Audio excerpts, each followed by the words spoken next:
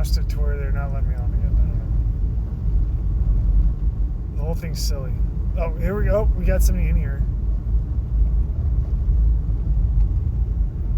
Nope, I just started talking.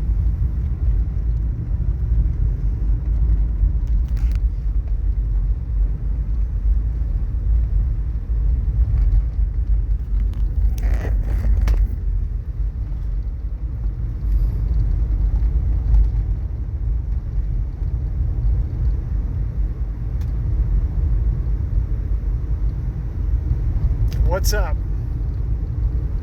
What's up? Any success here with the stream? Or are we getting shut down hard? What's up? I've dispensed with the chem lights. They're just getting in my way. I'm just driving back now. Okay.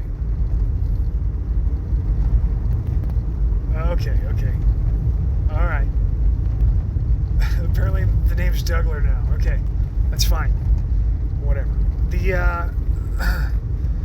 Unfortunately, I had to get Blue Moon. Blue Moon is probably like one of my least favorite beers after the rice beer, like all the American rice beers. I don't like that at all. I actually lived in Germany, so I lived in Schweinfurt, which is in Bavaria, for a couple of years, occupying it in the United States Army. So I only like strong beer. I kind of cut my teeth on beer there. The beer there is so strong that like you can wake up and not know what the fuck happened. That's how strong beer is. So that's kind of what I'm used to. And I don't really like American beer in general. But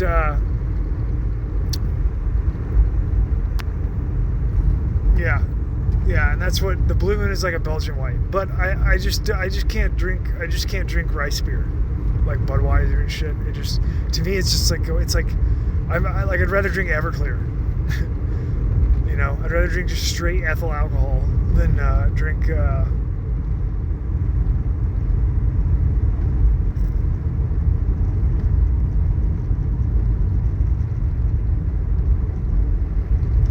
I don't care. It probably tastes better to me if it's expired, skunked or something.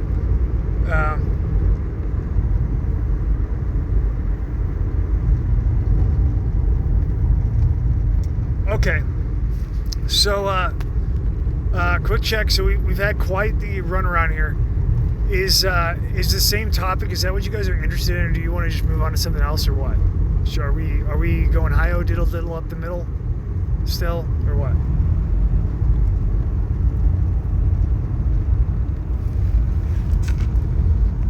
Are we going to continue, or what's the plan here? Same topic. Okay. I got one for same topic. Do we have a second? Okay. There's a second. Is there a third? Okay, continue. Got it. Okay. All right, so we are continuing. So, what is important to know about the background of Hitler, like for the whole country of Germany? What's most important to understand is that that's hard to pull out of the history books, but is central and critical, is the perspective of the people that are external to Germany and the perspective of Germans during this entire process. How I would break this up to make it like organized correctly so that it is easier to kind of see in your head is that you should think of Germany like a period prior to World War I, a period between World War I and World War II, and a period after World War II. Yodis everywhere. In each of those periods, there should be a consideration of what Germany looks like to the outside world and how the world looks to the Germans. Because if you don't make that compartmentalization, it can get confusing and things are not revealed as easily. That is how you should. That's how it makes the most sense, really, to divide up. And all of those times before World War I, between World War I and World War II, and afterwards, and all of those perspectives, each of those times with the view of the outsiders and the view of the insiders. Each one of those is different and not the same at all. And so if you don't understand this in terms of like perspectives, it becomes almost impossible to really make sense of this entire development situation. What you can be assured of is that, the Germans and the Jews were allies at the first period, which would be prior to World War I. Prior to World War I, the Jews and the Germans were absolute allies. As far as Germany's perspective, as far as what Germany sees the Jews as entirely integrated into their society, with virtually no distinction between them and their citizens, other than the fact that their nation comes from royal blood. So they have like a monarchy process, and if you're not in the families, then you just can't be in the monarchy. But that's true of all people. So it's not really like a racial thing. It's a monarchy thing, like the remnants of the Holy Roman Empire. Just like you can't go be the Queen of England, it's not because you're, whatever race you are, it's because you're not in the royal family, right? So this is like other than that, the Germans were way into the Jews, to the extent that there was no religious persecution in Germany of Jews, that Jews could worship freely. Now there was a period prior to this when that wasn't true, and that would be through the Catholic Church. And that would be through the Lutheran Church. And that would be the period of Martin Luther. Now that is quite a while back, and is a different topic. In terms of the modern society that is under consideration, that is not the case. The Jews are fully integrated. They are free to do everything. In fact, what is really striking about the period of the Holocaust is that up until that time, the Jews had the greatest period of peace that has like pretty much been known in Jewish history. So like the Jews in Germany were at the most accepted level of integration in terms of like not being persecuted. They had full acceptance of the society. They were allowed to worship freely in any way that they wanted to. They were allowed to they could do kaparot and slaughter chickens or whatever. It didn't matter. They were given religious freedom.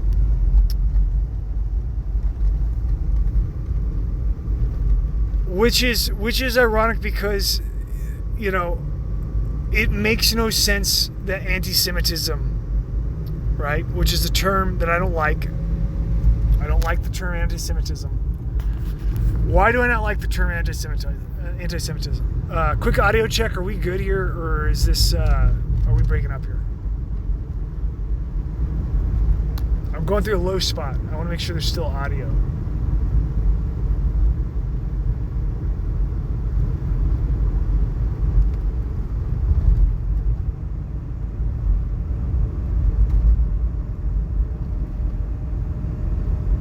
Strong audio. Okay.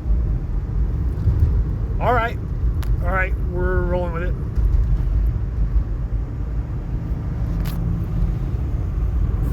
I am going through the low spot. I'm going to wait like 10 seconds.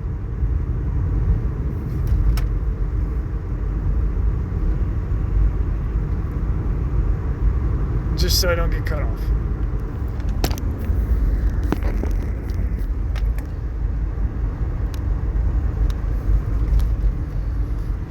Okay, so like I was saying, I don't like the term anti-Semitic. It is a term that is introduced from outside of the Jewish people proper, from Klal Israel.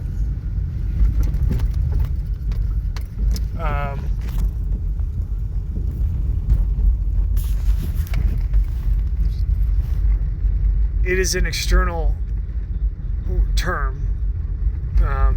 anti-Semitism.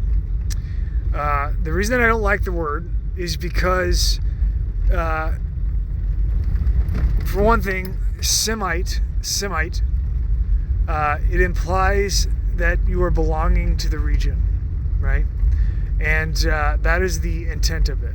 Now, in terms of the people that belong to the region that are Semitic, there's a lot more people that aren't Jews than that are Jews. And so Semitic really isn't the proper term for a Jew to use to describe something that's like anti-them. It would be more appropriate to use the term anti-Torah or anti-Jew. That would be more appropriate. It is not that. It is not that at all. And the reason why is because the introduction of the term anti-Semitism is for people that don't actually belong there to cause the presupposition that they belong there. And that is at the basis of the entire thing. Now, a Jew that was listening to this could be confused by my saying that, because that could mean a couple of different levels of things. Rest assured, Jew, that what I mean is that the only thing that makes a Jew is the words, "Now today you are a people," which is the only definition of Jew at all. A lot of the people who use the term anti-Semitism, they forget that. And it's an important distinction. So anyway, the period where anti-Jewish sentiment appears in Germany is kind of it's kind of amazing, because it is like the least likely period for it to pop up. Like there's no reason at all, you know. Like everything is good, and then all of a sudden it's like Holocaust. Okay, so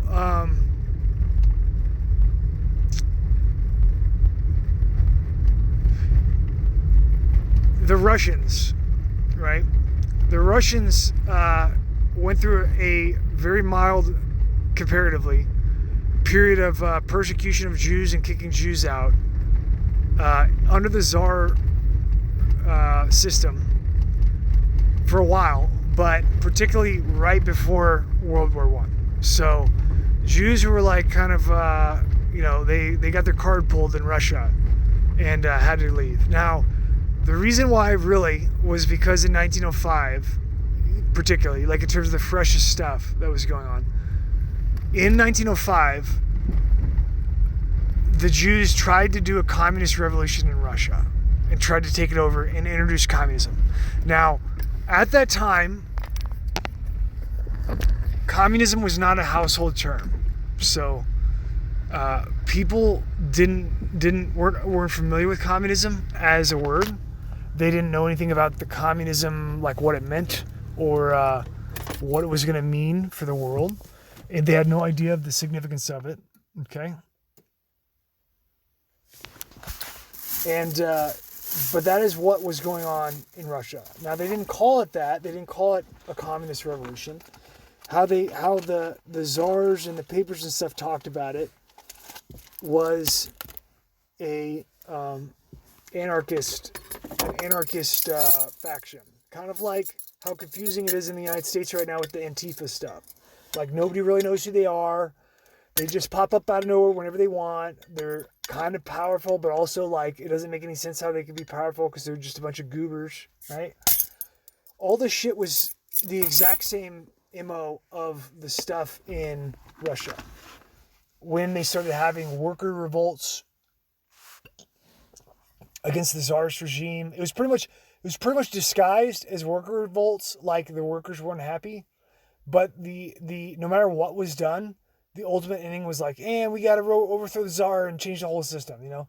Like, it was like you'd have like all these things that the Tsar was like, okay, what's the problem? Do we need to, do we need to take less of a percentage or what? And they'd be like, yeah, but we need the Tsar to go and we need a whole new system, This is How the fuck do we have how the fuck do we have a shitty connection here?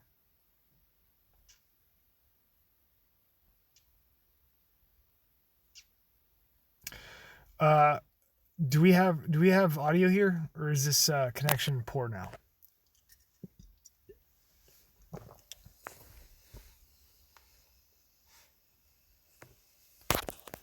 Okay, stream's good. All right, just checking. I had the yellow exclamation point come up. All right.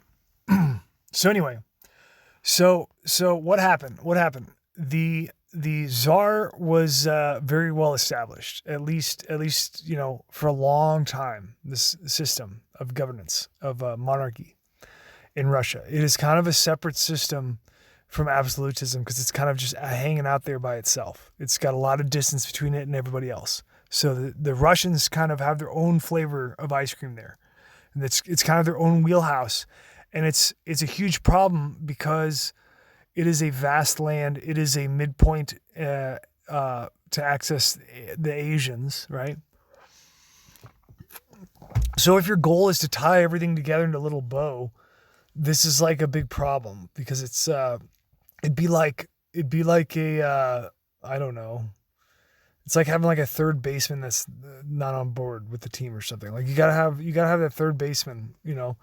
So anyway,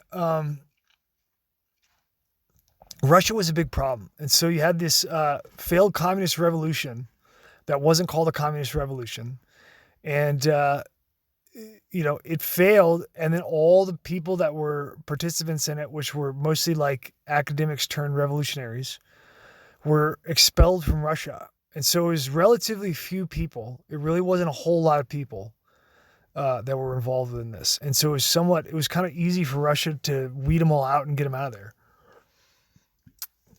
Among them were all of the purveyors of Bolshevism, who in 1917 returned to Russia and start the communist revolution for real, right? So they all get kicked out, and they're basically on standby, waiting around the world in the different places. Some of them are in London, some of them are in Switzerland, some of them are in New York City. There's a very good. Have you ever heard JFK's Secret Society speech? Has anybody ever listened to that? JFK gave a secret society speech in 1961 it was a press audience, the American press, at a hotel. I wish I could have been there to see it. I wish it was on video so I could see video of the press to see the reaction, because it's hard to tell it's really hard to tell what Kennedy's mental state is, like what he has processed and what he doesn't know or hasn't figured out yet, because some of the stuff is like it seems like he really knows a lot, but he's either like willing to let it go, right, to be kind, or he just doesn't know anything, and so he's like weak, and so then he gets crushed. It's hard to tell like what his understanding, like the level of his understanding is. He definitely knows some stuff. So he knows some stuff. Anyways, in the Secret Society speech in the beginning, what you'll notice is he talks about Horace Greeley's newspaper, and he talks about Karl Marx, being a correspondent for the paper. So he's talking about Karl Marx, who's considered publicly to be the founder of communism. He talks about how, in the beginning of it, about how he's, if he would have got paid more as the correspondent, then maybe there wouldn't have been a communist revolution that changed the world. That's the center of his entire presidency, in the 60s with the Cold War. And so everybody laughs, and this is like the icebreaker for his Secret Society speech. And it really prefaces what he says to let everybody know, like, I know more than you think, but I'm not entirely sure. He could be bluffing and not really know exactly how deep this goes, because I'm not sure if he would have done it that way. Only JFK knows that. Anyway, He had to know quite a bit.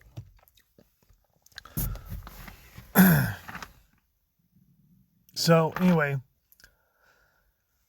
the Jews get kicked out of Russia. The Germans, the Jews have been getting kicked out of Russia for a while. They really got kicked out in 1905. The Germans didn't have any problem allowing Jews to come through there, and this relationship is what sets up Germany to be enemies of Russia. And so I would argue that ultimately in this period, Russia is like the number one enemy of the Jew. Or I'm sorry, Russia is the number one enemy of the Jew, and Germany doesn't like Russia because of the Jews' relationship to Germany. Okay.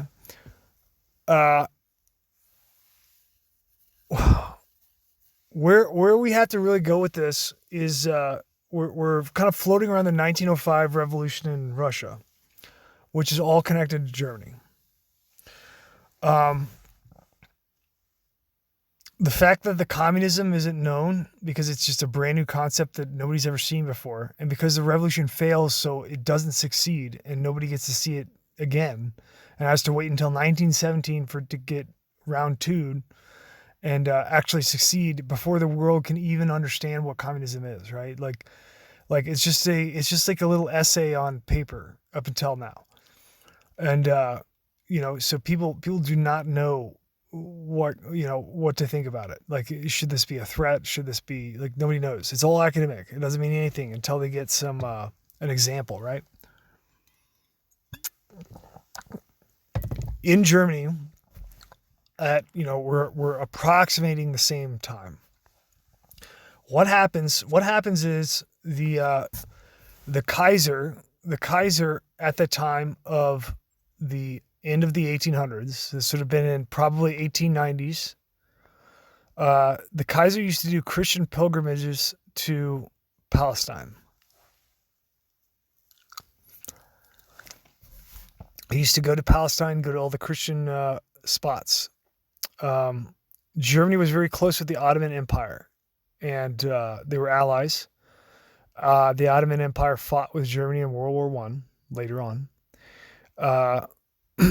The Ottoman Empire was the enemy of the Jews, but Germany was the friend of the Jews. You see, and so the Ottoman Empire was kind of like something outside of Germany that was their international relationship concern, diplomacy concern, not the concern of the Jews, right? As far as the Germans are concerned, because the Jews just live in Germany. It's not their country. They don't own Germany. Right. So it's not their business what Germany does. Right. So the Kaiser is going to pilgrimages in Palestine. Well, what happens is you have the Ashkenaz has their powerhouse there in Jerusalem, and Kaiser, this would have been Wilhelm I, arrives in Jerusalem for pilgrimage in the 1890s. And what has happened in Germany before this is that as Germany is becoming a superpower and fully integrating Jews, particularly in banking. So the Germans, since the Holy Roman Empire, have had been entirely financed by Jews the entire time. Entirely. To the extent, way further than other places, to the extent where it is a complete relationship where the entire monarchy exists only at the pleasure of the lending, right? So the monarchy exists as a ornamental kind of carryover, but still has power to, with the people, right? With the German people. So there's power there. And then the banking power entertains that, right? But what's really going on is that it's just a balancing act of when can we take power, all right, and not fuck it up, because you don't want to fuck it up, because that's what happened in World War II. But the the monetary relationship between the Jews and the Germans is so extensive that you have, I mean, the Hamburg American lines, which are a dramatic, giant ships similar to the Titanic of the era. I'm sure you're familiar with the Titanic. Well, Germany has ships like that too. They didn't sink, so they're less known. Hamburg American Lines. So that's an entire, it's the equivalent of like the SpaceX and like Elon Musk and shit. Like it's in the news all the time. It's like this huge deal all around the world. That's owned by Albert Ballin. So that's a Jew. So that's like a prominent, highly publicized Jew in the time, like pretty much sitting on top of the world. You've got, Rothenau's and, You've got Warburgs. The Warburgs are the bankers for the nation state of Germany. So like the entire monarchy of Germany, the Kaiser, like all of the spending and expenditures of Germany goes through H.M. Warburg, which would be Max Warburg. Max Warburg. His organization is called H.M. Warburg. That is the Bank of Germany. They finance the European wars prior to World War I, like everything. They are fully like Germany doesn't have a private economy. They have a Jew economy where they're lent to by Jews. Kind of like how right now the United States is lent to by Jews via the IMF, via the secondary through the Federal Reserve. It's like, two window shades, blocking the clarity of that, but that's what it really is. Well, Germany wasn't like that. Germany was like straight up like, yeah, our banker Jews. Like that's how we do it here. We're high speed. We got banker Jews, So they went through Max Warburg.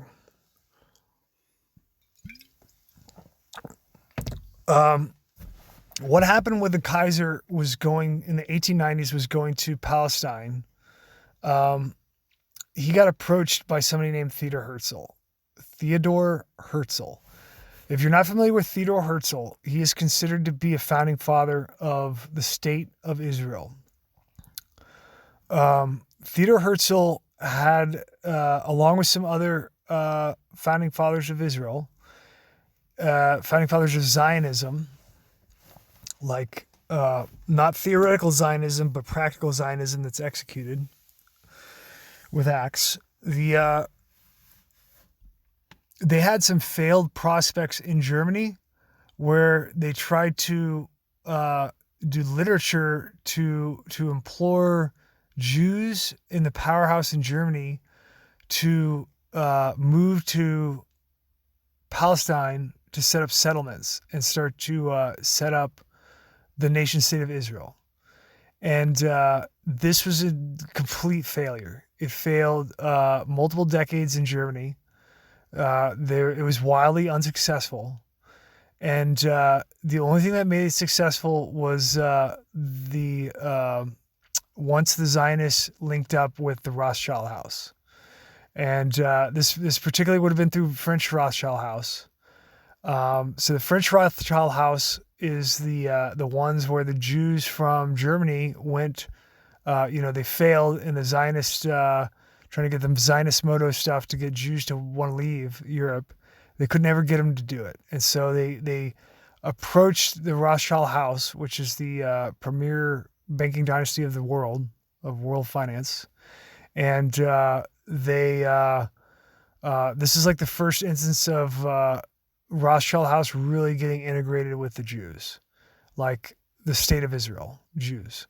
Prior to this, Rothschild House, the primary concern is just interaction with the nations via loaning. Like they're strictly like we're maneuvering constantly to get in a good position for domination. Once the Zionists make contact with the Rothschild House, and the French Rothschild House would have been Walter Rothschild, I believe, is the you'd have to look that up, but I believe it's probably Walter Rothschild. And it's the French Rothschild House. So this is the Rothschild that completely funds the development of modern Hebrew language. So the modern Hebrew language is a funded project for the state of Israel that started before the state of Israel even exists. So nobody even knows that the state of Israel is going to be around, and they're already starting the background work to create a new language, which is similar to Biblical Hebrew, which is a holy language, and which is not a normal tongue language. It's for reading Torah. And modern Hebrew has a bunch of stuff left out of it, so that it becomes like a goy tongue type language. And this is what the Rothschilds fund. Now, it has a bunch of other things that are different about it, but rest assured, it's not the same as Biblical Hebrew. But these are all important things to understand. It's important to understand the relationship between the Rothschilds and Germany, and between the Rothschild house and the state of Israel, the eventual state of Israel that, as of now in the story, doesn't exist yet. There's critical stuff that you would never find in order. It's all out there in bits and pieces, and it's absolutely critical. It paints the entire picture. So, what ends up happening is the Kaiser is going to Israel while Israel is under the Ottoman, Empire. It's Palestine. It's not called Israel yet. There's no nation of Israel. There's the Ashkenaz powerhouse that is there, the spiritual powerhouse. Very competent, intelligent people. Very strictly observant Jews to Torah, and they are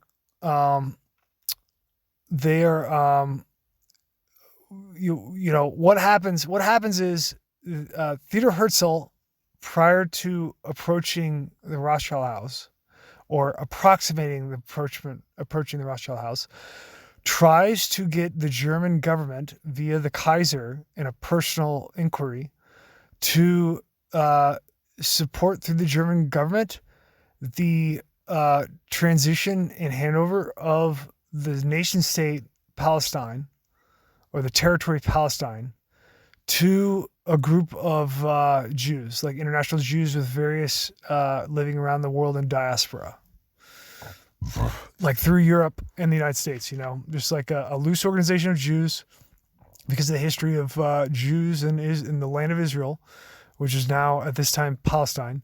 They want the Kaiser to use the power of Germany and the relationship with the Ottoman Empire, which holds Palestine, to relinquish that land to the Jews.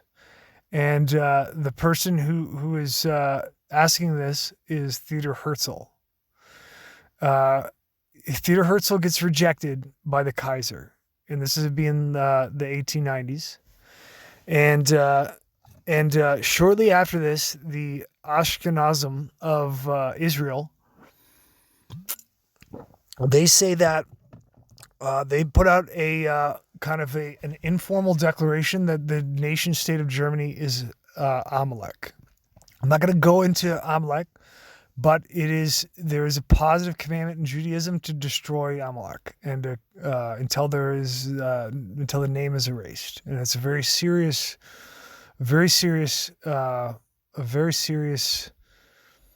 law, that must be done. And so it is extremely irresponsible, and it would be a dramatically bad taste, and the wrong thing to do, the exact wrong thing to do, if you declared that someone, if you were in a high position, it would be very wrong for you to declare that someone is Amalek if, in fact, they are not Amalek. It would be very wrong. Now, some of the characteristics of Amalek that, Amalek is it's a very difficult concept to understand for people that aren't Jews. It's apparently a really difficult concept to understand for Jews themselves because they don't get it, but that's neither here nor there. The main thing that you can tell, like, you can't really use eyes to see Amalek. You can tell by acts. And so the act of Amalek is that when the Jews are hurting and not in power, Amalek is the one who kills Jews while they're running away, or while they're disadvantaged, while their strength is down and they don't have defense, who takes advantage of their defenselessness and kills them, and wants to do so. That is what Amalek is, and that is the marker, that is the historical marker of Amalek. Now, what's really ironic about this whole thing that should really be understood, especially by any Jews that are listening, is that there was a period in this, that approximated this prior to World War I, prior to Herzl, like the reason the Kaiser is getting, like, going around Jerusalem and having an audience with, Zionists and stuff, the Ashkenazim of Israel were going to get kicked out of Israel by the Ottoman Empire. And it was going to happen in a way such that the Sultan of the Ottoman Empire of the province for the Ottoman Empire, was going to eject the Jews, the Ashkenazim that were deprived of power and had no power, and he was going to send them out into the desert, I believe through probably like Transjordan area. And he's going to send them out on foot with no supplies, with the intent of killing them in the desert. And this was a big plan that had a lot of, it was going to be a big deal. It was going to be a whole show. And the only reason that didn't happen was because the consulate in Israel, staffed by Germans, found out about it and wired the Kaiser.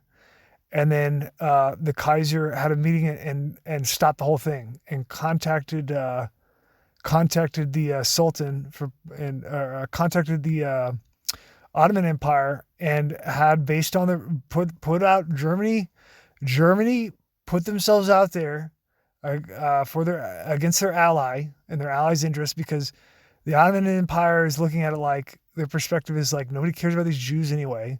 They don't have any power, and they're our enemies. Let's take advantage of the situation while they're powerless and kill them, which is very Amalek-like.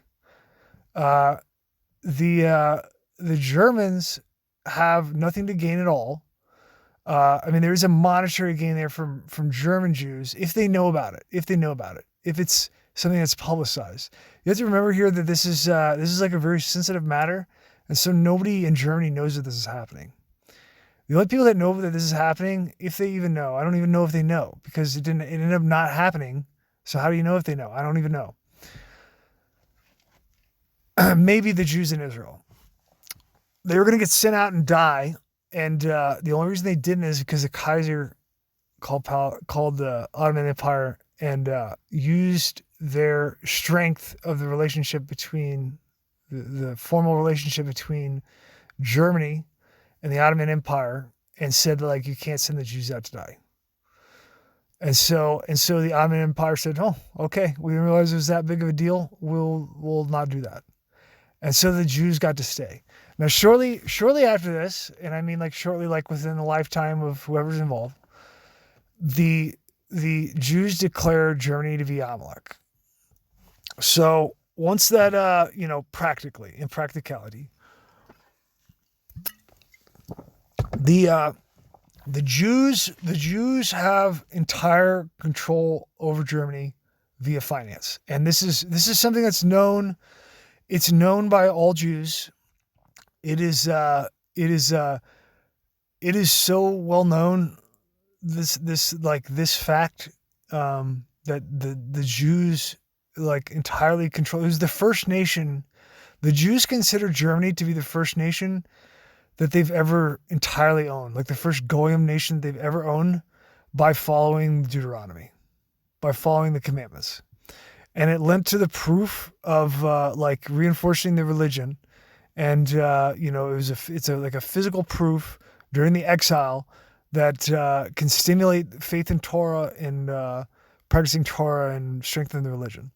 And so it's like a huge deal, right? And Germany is the first nation that comes like under absolute and total, control of the Jews. And so they're looking at it like, this is ours to do with what we want. And how do we now use this? We have a world superpower. It is ours. And like, we got them. They can't, Like they are ours. And I know this because I've heard Jews talk about it, plainly to each other. So if you don't believe that legitimately, you're mistaken. And if you are bullshitting, you almost got with it. But Doug knows. So so anyways.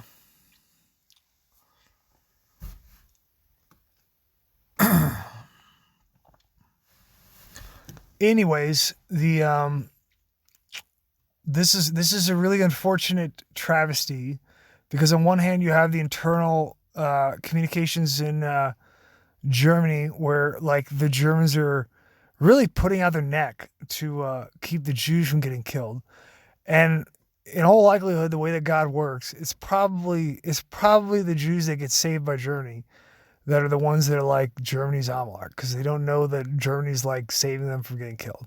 So anyway, this starts the entire thing, and it it releases the snowball that is basically the entire experience of diaspora is nothing but one disaster after another where the Jews are like they're kind of like Mr. Magoo, where it's like they have these, I don't know, it's like Mr. Magoo meets like Emperor Palpatine, where they have like these like dramatic plans of world domination and stuff, and then they just can't, or it's like a mixture between like Emperor Palpatine and like Curb Your Enthusiasm or something. Like no matter what, they just cannot stop but like cause these certainly stuff that is just beyond their control. Snowball chain effects that end up like completely crashing their own plans. No matter what. And this is something that's true all the way back into the like Spain, which is the predecessor to this whole German period. Spain was the Holy Roman Empire, and as you know, there's a period called the Spanish Inquisitions where the Holy Roman Empire like killed tons of Jews and set them on fire, and murdered a bunch of Jews. Well, the whole reason that started is because Maimonides released Mishnah Torah.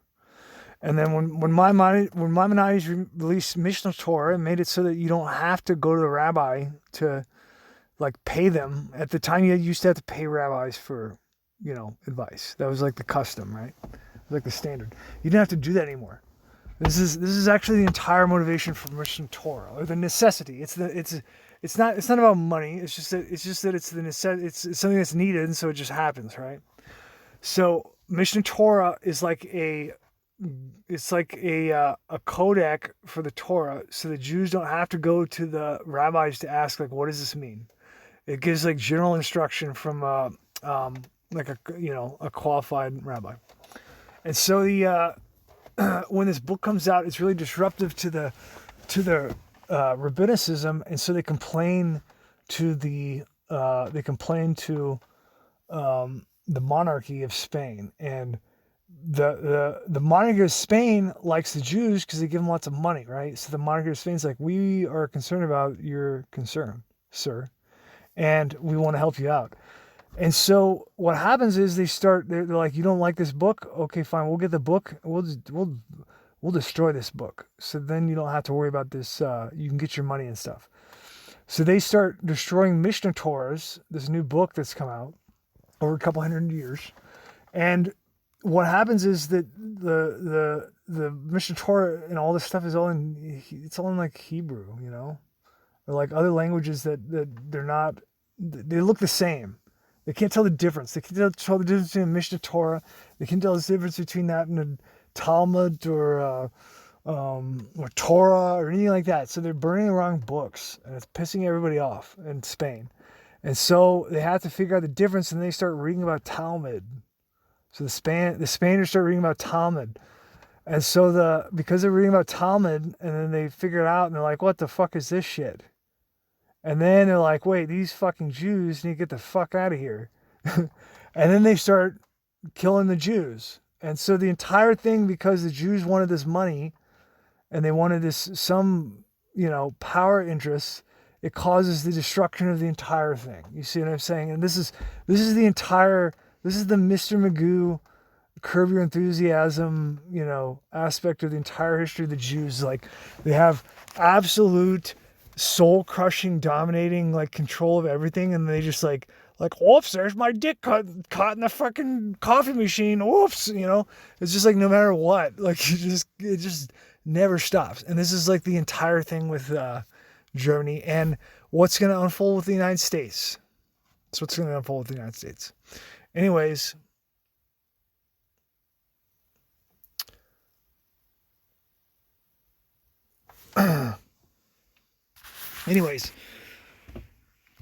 Continuing on. So that was a huge digression. Let's crack open another beer here. Let's get focused. With beer. I just wanted to put that in there in case there's any Jews listening. They'll appreciate that, I think. Deep down inside. All right, so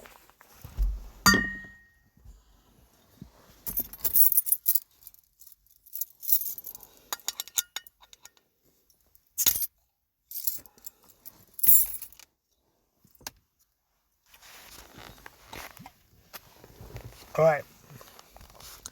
So anyway, where we are, the Jews in occupied Palestine by the Ottoman Empire, which, by the way, occupied is kind of a harsh term because they've been there for thousands of years. But whether or not it's right or wrong, there's no judgment here. I'm just saying that this is the custom, like this is the standard. This is how it's been, right? I'm just explaining so you understand the way that things progress here. The Ottoman Empire has Palestine. The Jews don't. They're in exile. They're trying to get Israel. Okay.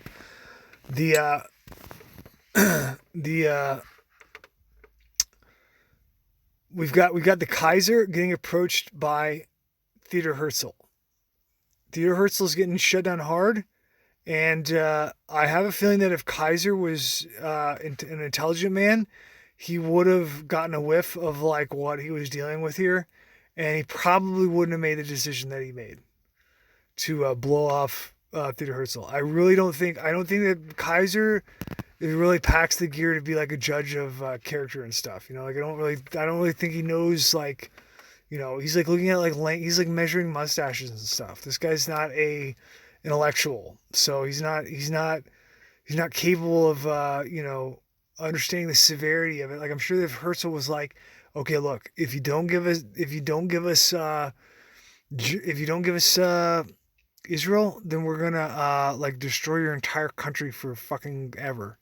I'm sure that if he would have explained that to Kaiser, I'm sure Kaiser would have been like, okay, I'm a reasonable man, So, I put it on Herzl, to be honest, because he could have explained that if he wasn't a pussy. Anyways, and Kaiser would have played ball. So anyways, he would have played ball. He plays all kinds of ball. Could have avoided the death of all the Jews. Could have avoided the death of all the Germans. You could have avoided all of it. So anyway, that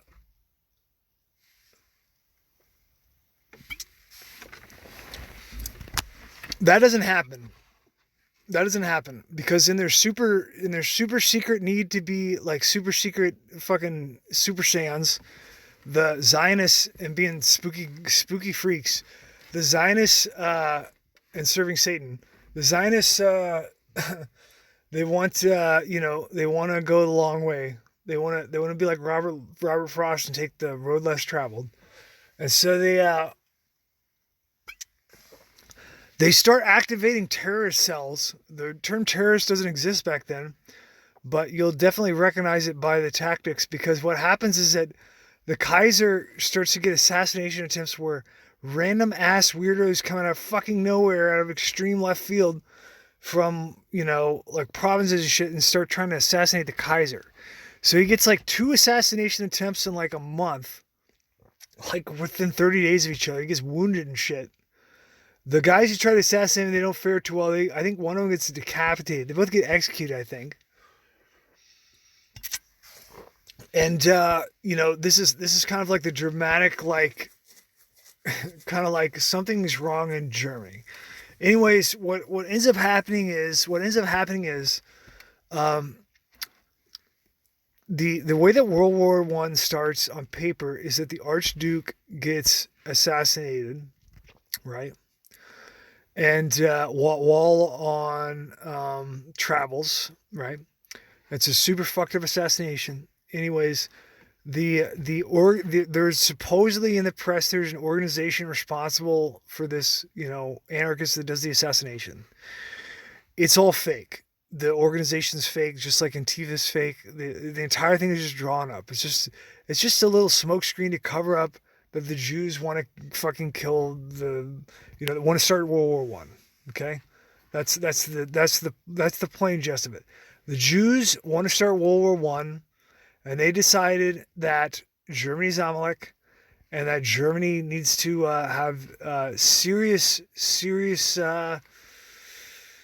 wiping out, and it's best. Revenge is a dish that's best served cold, and so they are pretty smart. The Jews, they're the smartest people on earth. If you didn't know that, in most ways, in the physical, in the ways that people think about intelligence and stuff, the Jews are the smartest people on earth. Okay, I'm just gonna put that out there. There's certain ways that they're not smart, the smartest people on earth, like when God says that somebody else is smarter, they're smarter. Okay, so the Jews maneuvered this entire thing and could have done anything with Germany that they wanted to do.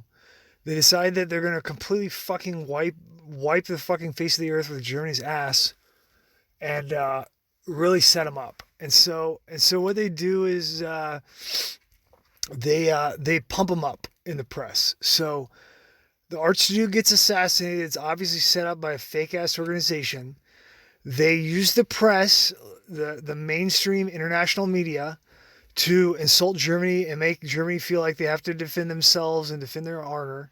And the Kaiser and all the royalty are fucking retarded. And so obviously they walk into that shit like a fucking dog chasing a bone. And, and then you get World War One breaks out. Conveniently, the disposition of World War One automatically involves Russia, which is the enemy of the Jews because they kicked out the Jews. And so the Jews, the Jews that got kicked out of Russia are all sitting by and like just salivating at the mouth while they're watching millions of Russians get killed because the Germans are bad to the motherfucking bone. And the Jews have been funding Maxim and making machine guns and making fucking mustard gas and all this shit. And the Germans are hard fucking core. These are the people that sacked Rome for the Jews. You get what I'm saying? The Jews had a problem. This is the issue with the Jews. Is it really that great? Like if you have a temple and it gets destroyed by people and that's your enemy, okay. And then if you go hire somebody to come and destroy and sack that city, you'd think there would be some allegiance there. Like some like, okay, out of all the people in the world, everybody else is neutral or everybody else is like not on my side or they're whatever. They're not on team blue. I'm team blue. They're not on it. But you sacked the people that got my temple that I couldn't sack myself. I couldn't do it myself and I had you do it. And so isn't that worth something? Like you think for a people, that's like worth something. It's not worth something for the Jews. For the Jews, it is like you're just as good as dead as everybody else. It doesn't matter. All the stuff that you do for them doesn't matter. And so they'll go out of their way to make you an enemy and fuck it up so that you figure out, like you at least be smart enough to where they don't figure out that they're being fucked, right? So there's not so much hurt feelings. They can't even do that. So, I mean, it's not like anybody else could do it either. I'm just saying, like, come on, can't you see the writing between lines here. Somebody's upset with you. So so the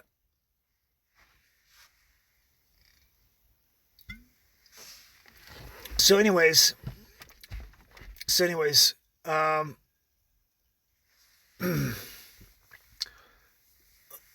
pulling it back in.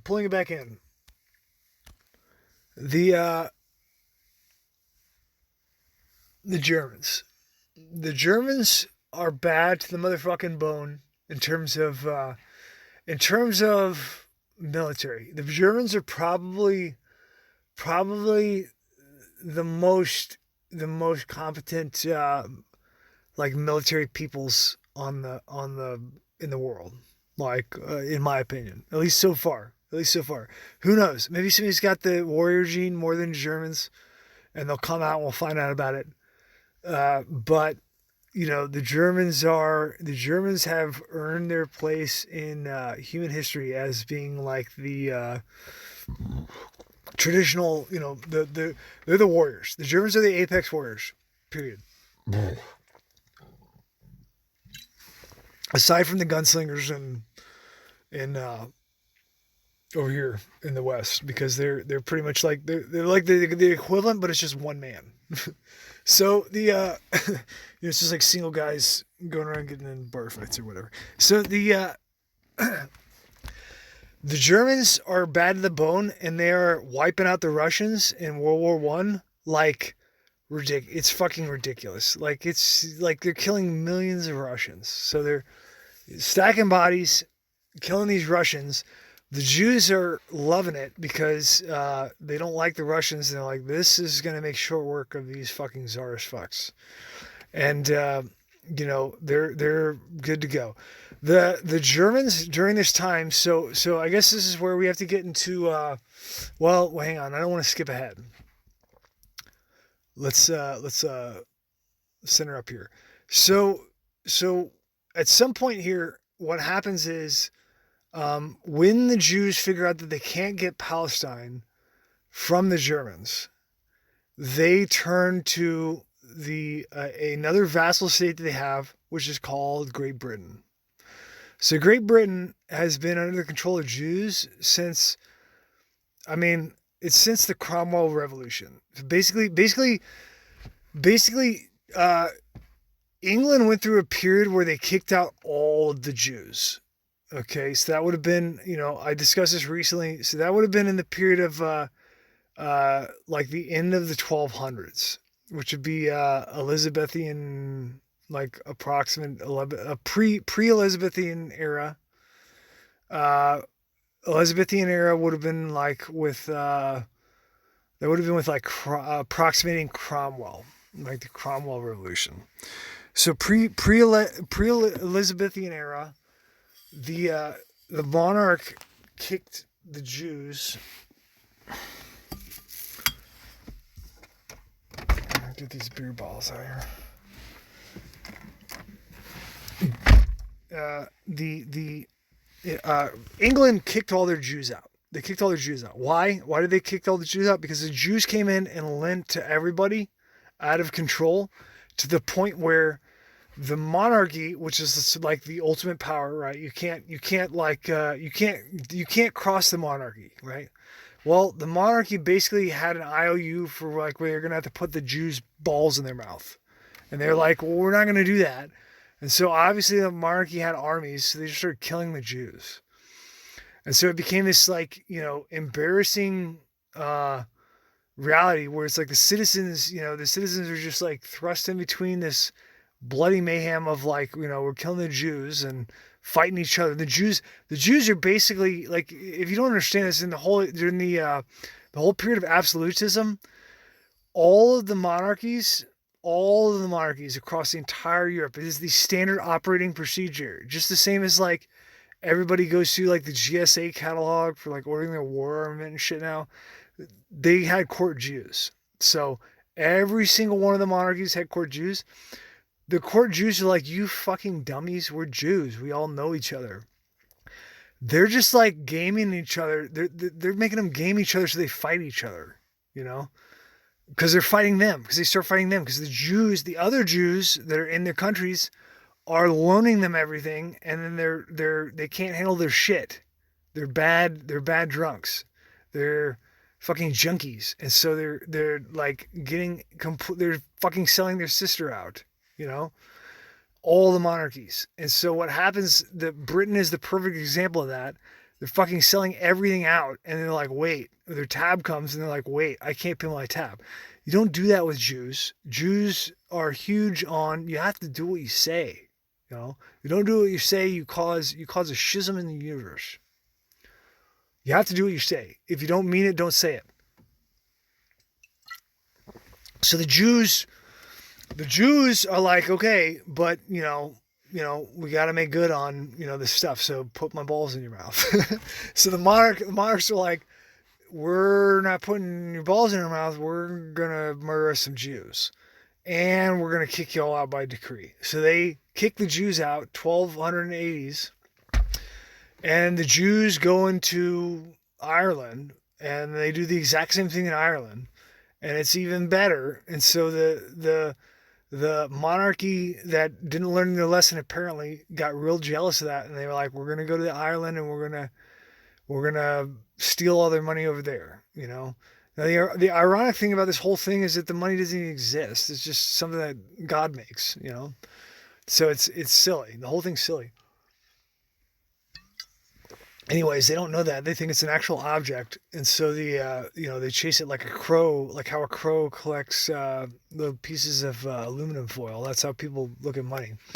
So Britain sends mercenary armies, and that's how you get Ireland and the UK. And then you get a Cromwell revolution, and that would be in the mid 1500s, in the Elizabethan period. So one thing to note that's interesting about this in the Elizabethan area in the 1600s. So my ancestor is actually the executioner of Elizabeth, like Queen Elizabeth, the executioner, and chopped off a lot of people's heads. But anyway, it's like a direct line.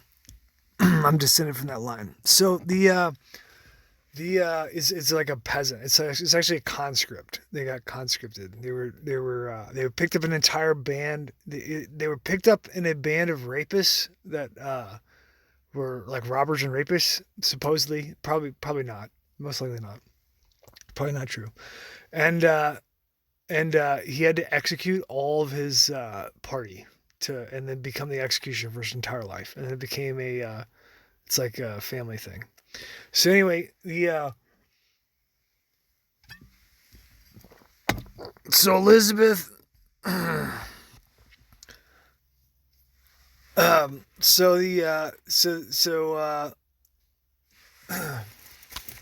well, the period of absolutism is fucked up. So anyway, that's the whole thing. The whole thing that I'm trying to get at is that was just yet another digression. The whole thing I'm trying to get at is that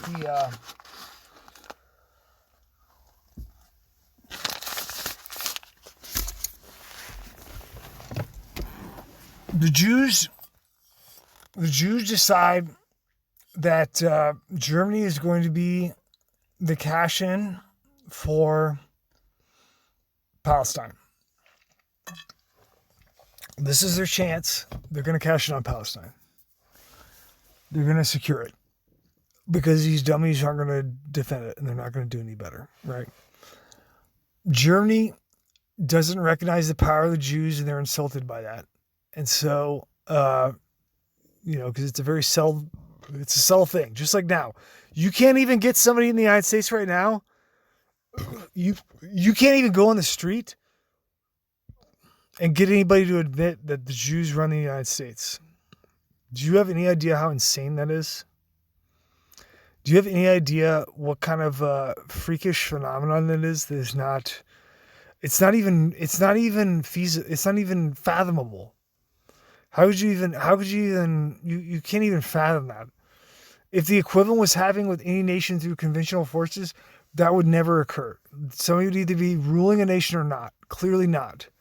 There's no in between, no wispy magical spells or anything. Only with the Jews, right? It's an entirely ridiculous thing. So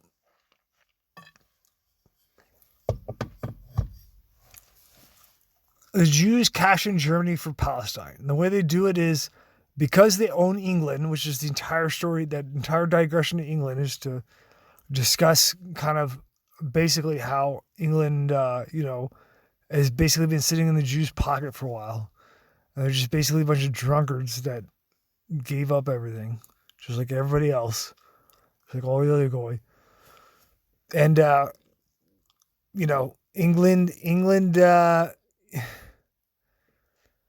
England gets recruited there because Germany doesn't want to go direct, and because the Jews decide that Germany's Amalek, which I don't believe is true. I don't believe that Germany's Amalek.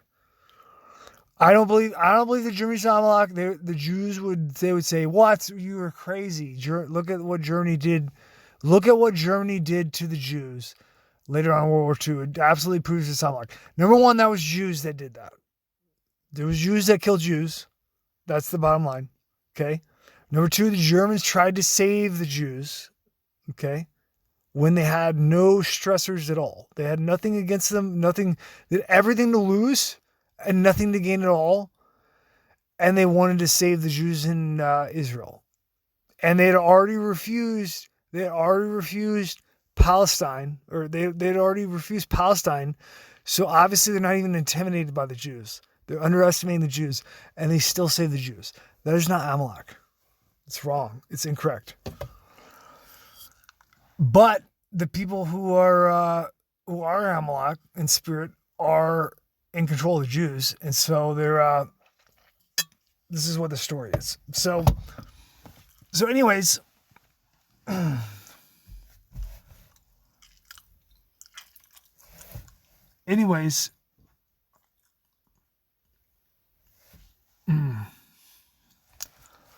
The Jews cash out the Germans. They do it through England. They get England to agree during World War I to go secure Palestine when it's all done. That's the Balfour Declaration. They draft that whole agreement. You can look that up. There's tons of specifics about it. I'm not going to get into it. That's all secured before the end of the war. While this is happening, they have completely played Germany using the international press to draw them along like a fucking cat with some catnip. It's just like Germany has no security of its OPSEC, no security of its military disposition. Everything is known. The Jews know how many guns and bullets they have down to like the round. They know where they're at. They know everything. And they also know the enemies because they run all those countries. So this is an entire chess. This is just like a game of, it's charades, So Germany is stuck in the middle of this and doesn't know any of this. What ends up happening is that they use Germany to whoop the Goy's ass because they're declared Amalek, and so they're like, well, we're just gonna wipe out these Germans and use all these other Goy, and they're bad too. They're all bad, so it doesn't matter. Fuck them all. And so they set this whole thing up with this ridiculous, and they want to make sure that everybody knows that the whole purpose of the predecessor to the UN, which is what the fuck do they call it? Predecessor to the UN, the fucking whatever fucking commie. Somebody help me out here. Predecessor to the UN, the thing that they couldn't get, the League of Nations. Thank you, League of Nations. It sounds like a DC comic book.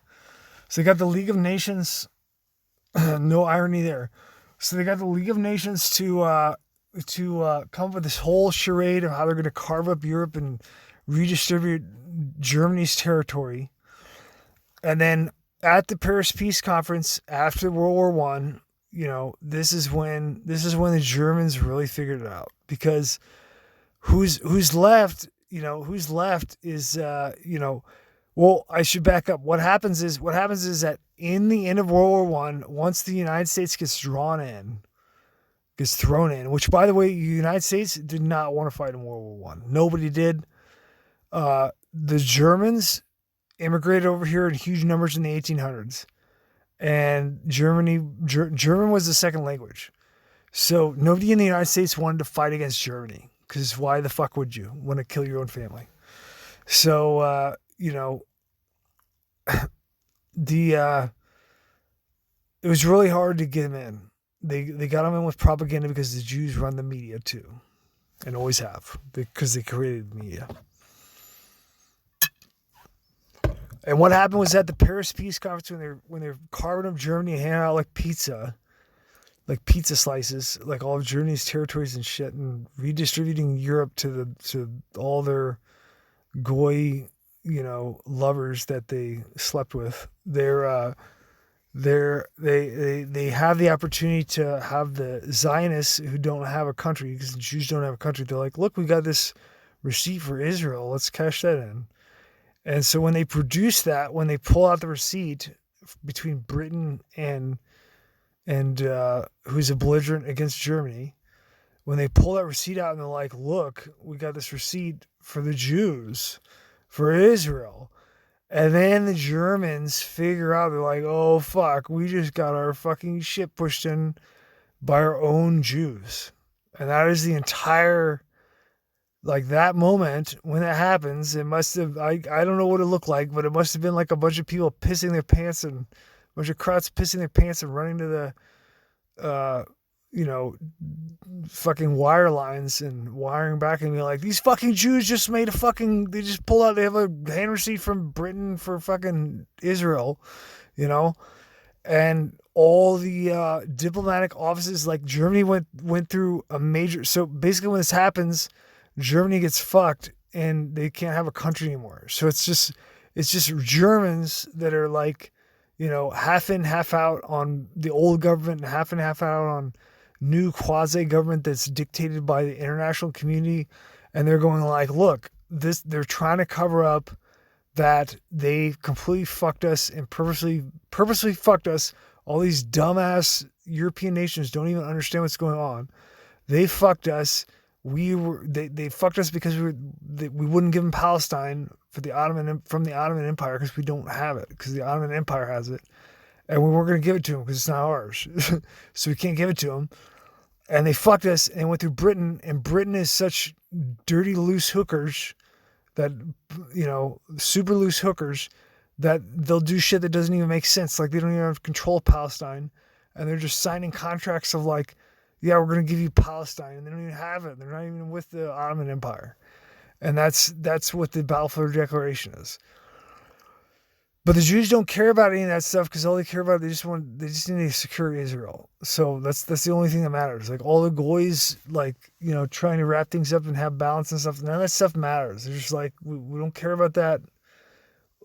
We don't want the Israel, And so,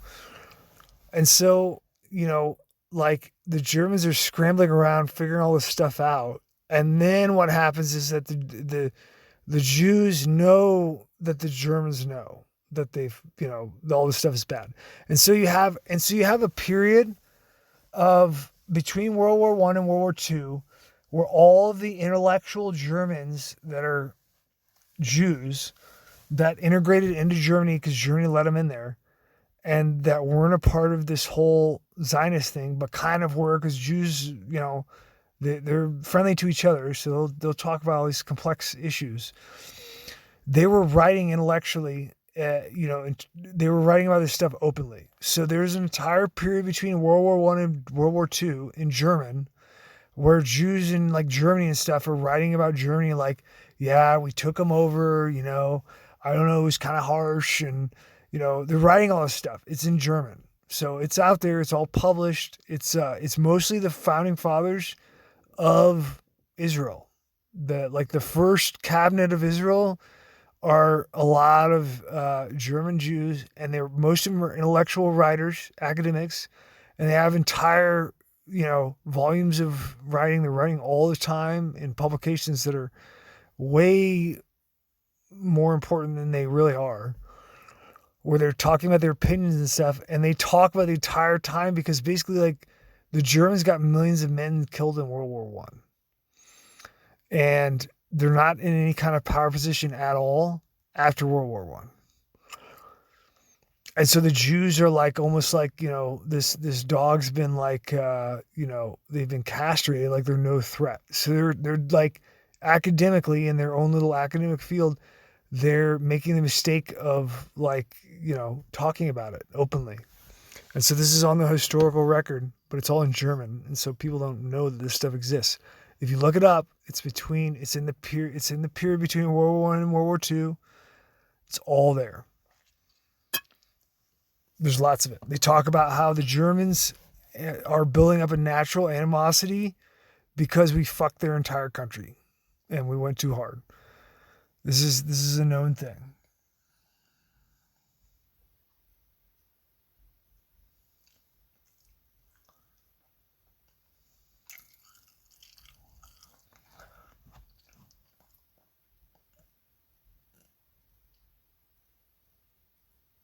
Okay. So anyway, now we're really getting into Hitler. In order to really understand this, there's really nothing to understand because nobody knows. The only thing that you can do is paint the picture of what is definitely known. So what is definitely known, what is for certain known, is that the Jews internationally did a mindfuck on Germany as a model for the rest of Europe. Because all that Germany really is, that you have to consider, Germany is just the first state that is, the enemy of the Jews that they're going to take out. And they view it exactly like every other nation. And in fact, once Germany gets taken out, just the same way that the United States went and killed their own ancestors in Germany for World War One and World War Two, just like the United States is the only reason that the Germans got killed, right, and defeated for World War Two. They would have won if the United States didn't go. Period. Just like the United States went there and took them out, and then the Jews are now saying that, the United States knew about the Holocaust and didn't do anything, so it's like the United States' fault.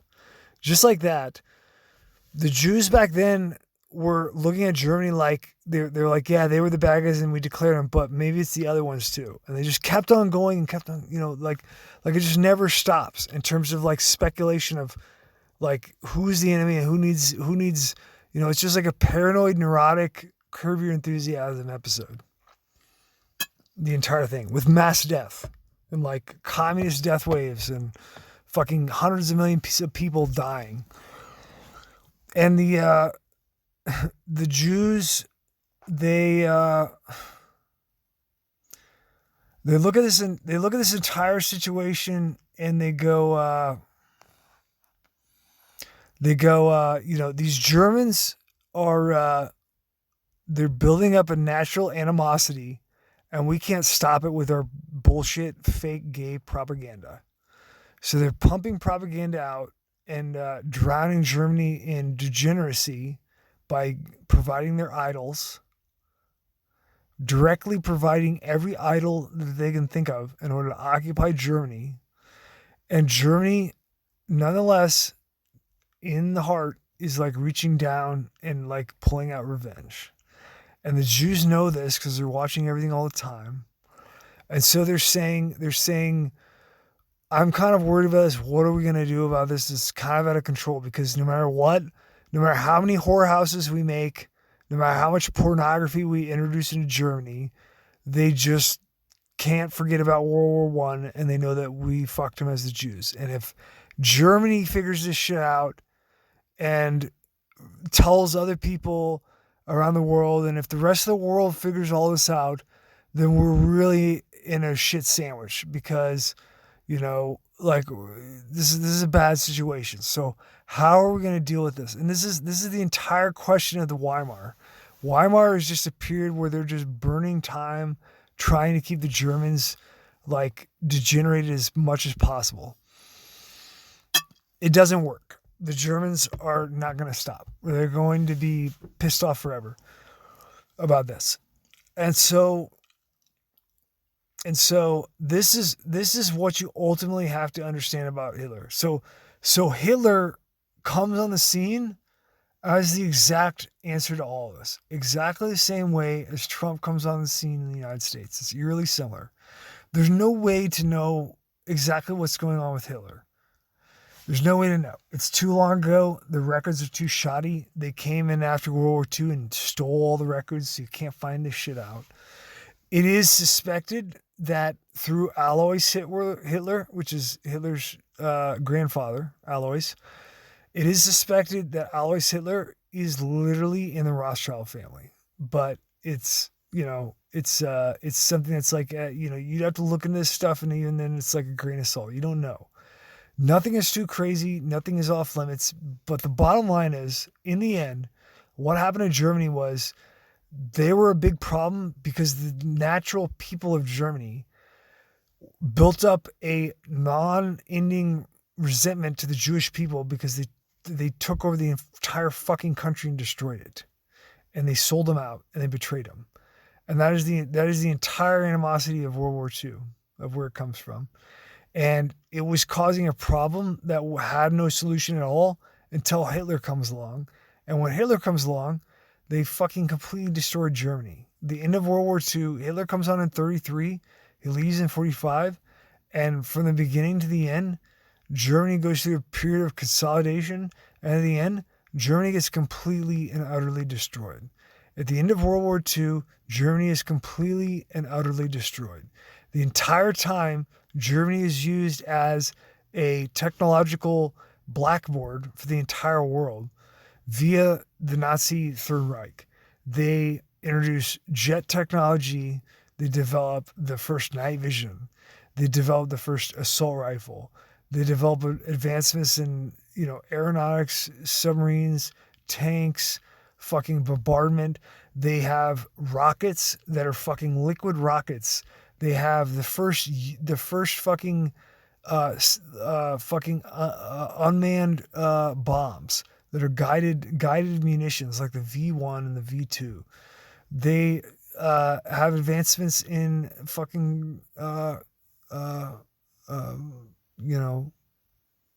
in crypto. They have advancements in fucking communications.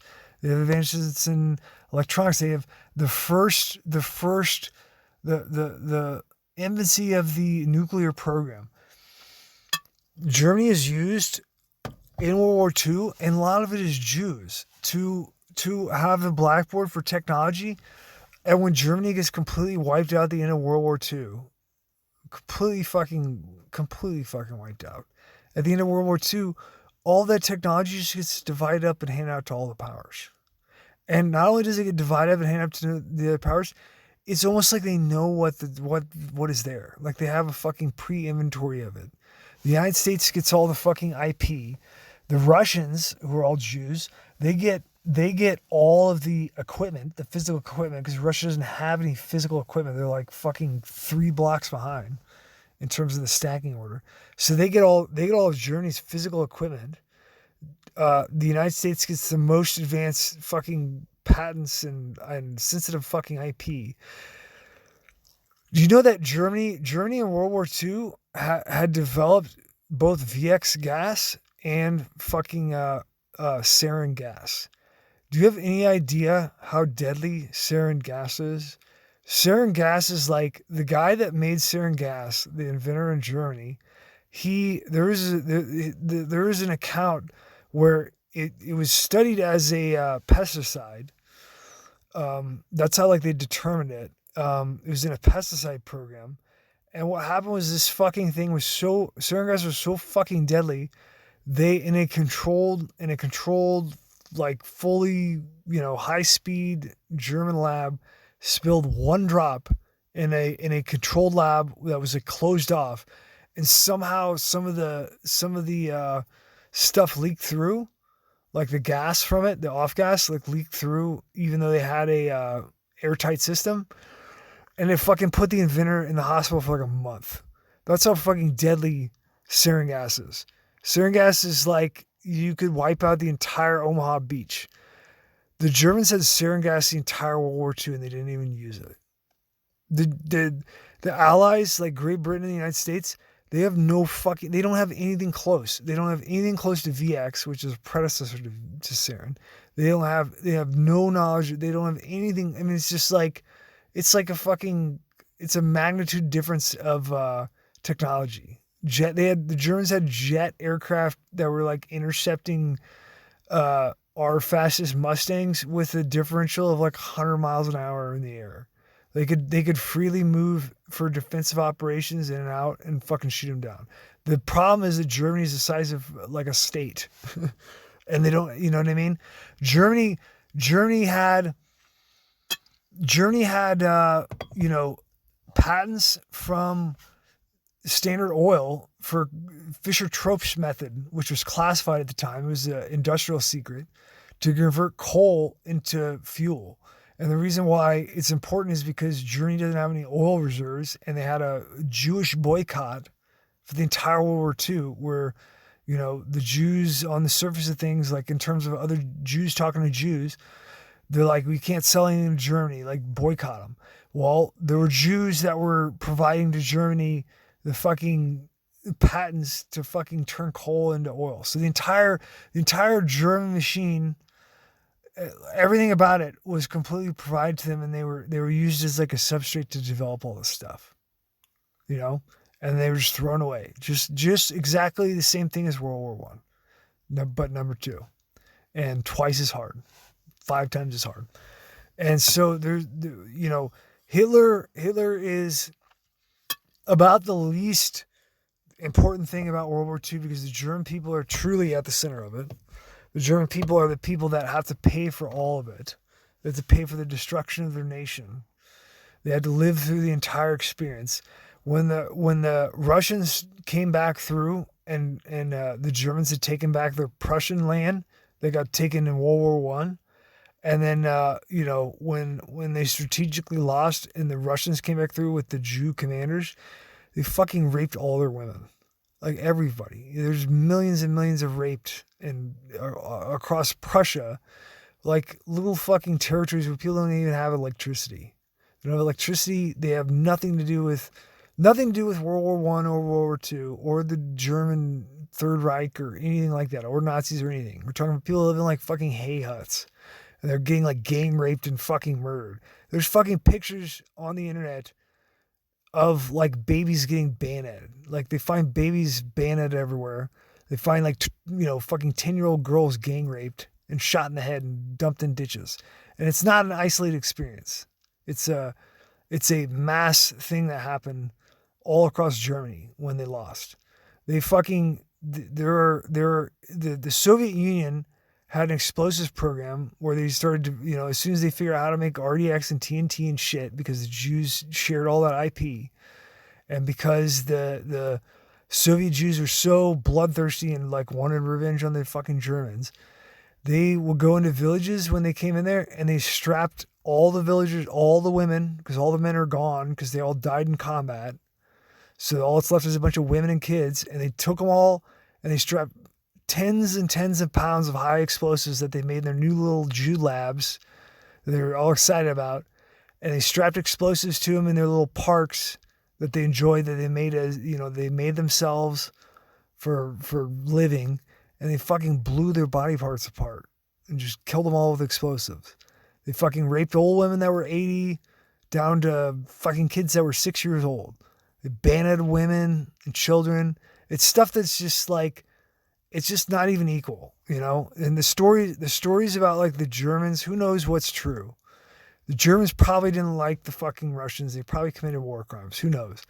Whatever the war crimes were, they're not the same as what happened to the Germans, period. The Germans got it worse than anybody, and it's definitely the Jews that did it, because they told all the Russians. They fucking took those Russians and told them to fucking kill the Germans, period. They told them to go way hard. They told, and they didn't tell the Russians this because they're Amalek, because they were told they're Amalek. They never said that because they don't want to, everything's a secret and they're not going to share it, So they're not going to tell the Russians that. They just tell the Russians that they're bad. And they're like, these Russians are dumb. They're going to do it. They're just as bad as fucking Amalek. They're Amalek themselves. Because after the Germans are gone, they're Amalek. Just like how the Americans here, we fucking helped the Jews kill the fucking Germans, and now it's our turn to be Amalek. Because we're next. Because it never fucking stops, because the Jews are being run by Satan, and they don't even know it. They don't even care.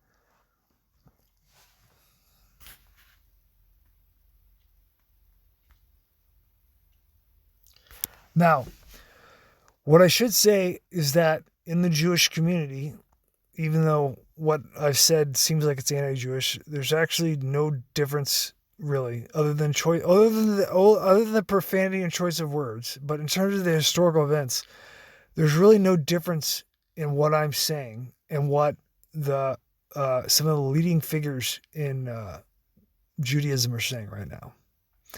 So where Judaism is, as it sits now, is they're waiting for Mashiach to come, and they're aware that all of the nations of the world are run by Jews, and that those Jews are the Erev Rav. And they are fully aware of this. And they're anxiously awaiting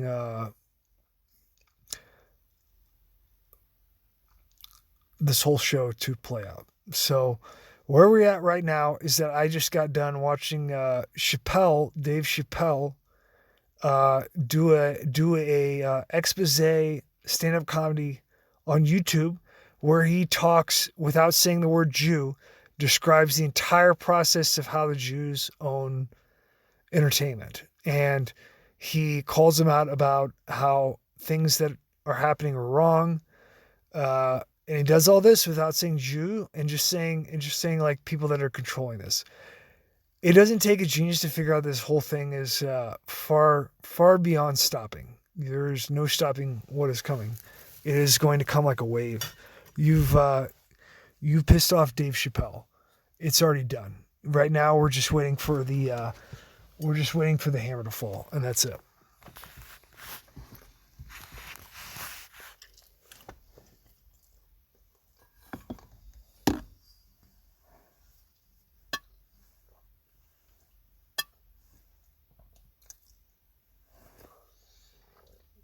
The next thing I would say is that for anybody watching this, when this whole thing falls, you're responsible for exactly your acts. Do not hurt any Jews at all.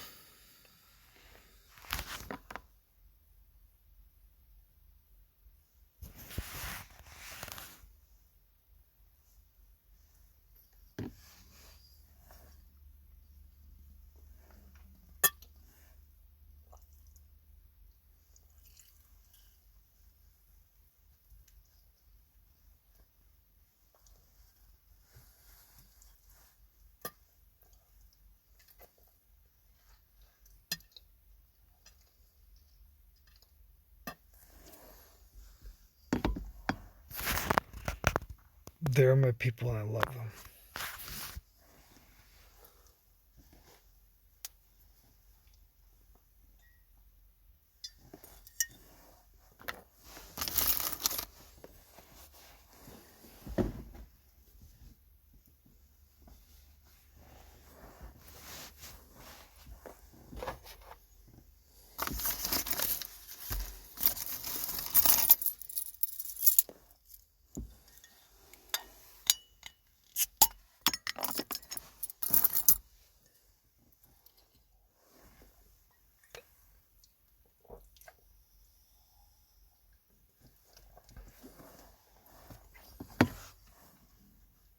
Hitler. It's difficult to know what a person's motivations are. And no, I'm not a Jew.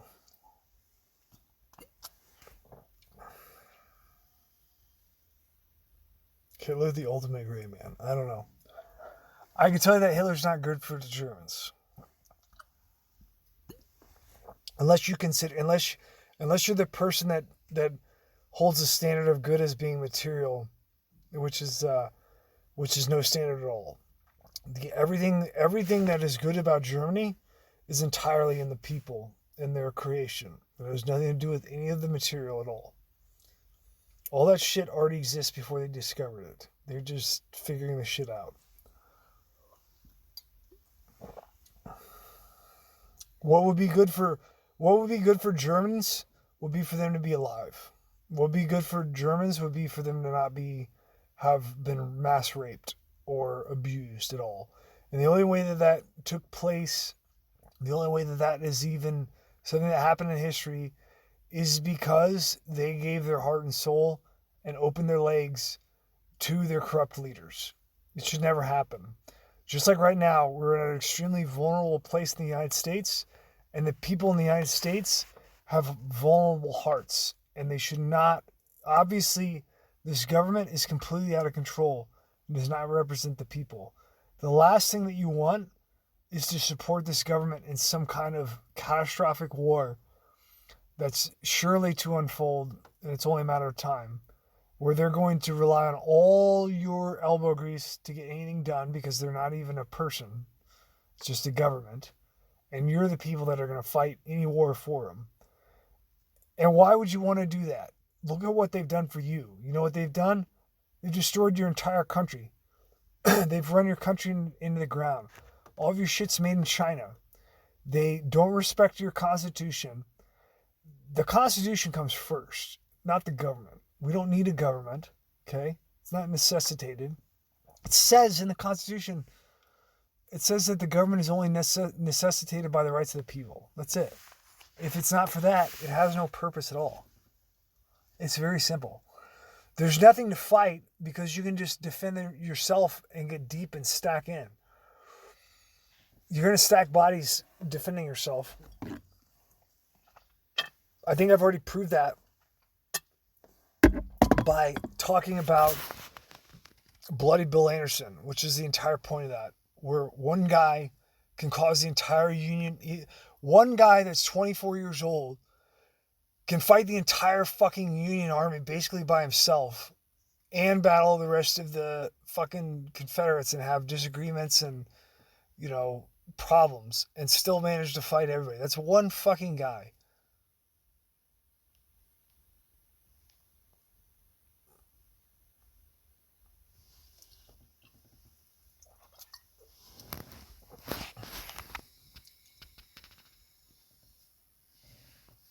You don't need to go to war.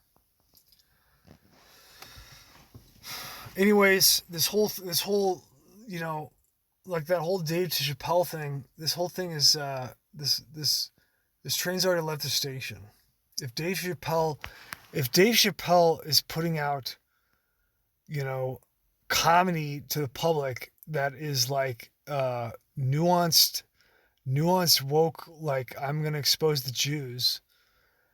I mean, he references fucking the Saturday Night Live guy, the guy that owns the Canadian Jew that runs Saturday Night Live. He references the imbalance of contracts and how they're like stealing his work, and how it's the business as usual for show business, how the business is completely fucked up. And he basically says he's going to go to war with them. In terms of his ability, in terms of what he can do, he's going to go to war with them. He's going around, talking about it. That's Dave Chappelle. Now, if Dave Chappelle is doing that, that means that this is, this is going to progress really quickly now.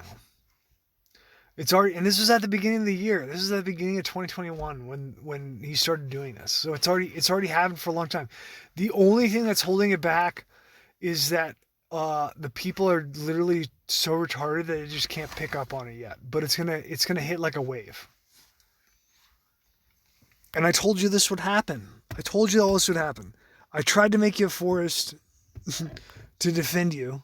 I tried. You won't fucking do it. You won't fucking do anything. You're fucking Mr. Magoo.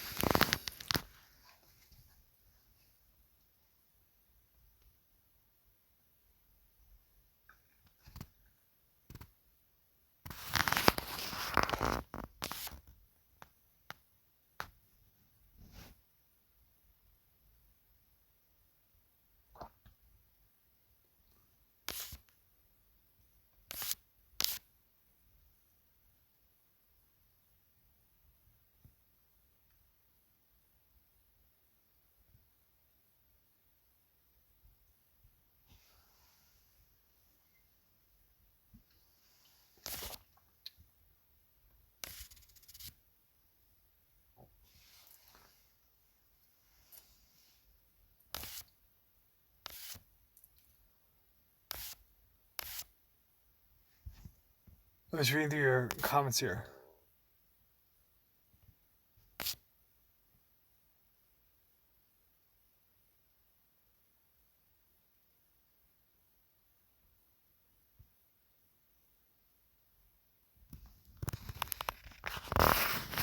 You I don't think that I don't think that there is a I don't think that there is a I don't think that there is a hope of of uh, getting in front of the China train. Um, I think it is possible that you could do it from the perspective of powerful Jews. So if you got powerful Jews like banking Jews that wanted to de-escalate the coming situation, I think it could have an immediate effect. I ultimately don't think that it would work, and the reason being is that the real momentum here is that the Chinese have been seriously fucked over for a long time by getting their dynasty destroyed and having to switch to communism. And they're so different and so homogenous culturally and racially as opposed to the rest of the world, and so so different than everybody that you can't really like the Jews can't get in their hides. So they have to use constant proxies, which means that they're just they're a popular opinion away from being cut off from China at all times. The Jewish influence. So the only real influence that they have is at the level of economic manipulation of like ins and outs of the national economic system for China. And so like China is stuck between playing the theater game that the Jews want between the United States and China and appeasing the people and like not letting the people know that like China has been taken over by the Jews. And that is what the leadership of China is primarily dancing about in the back of their head, at all times. And this is the Chinese play a long game. They're very similar to the Jews in that regard. Like the Chinese will not strike until they know that it's going to be a killing blow.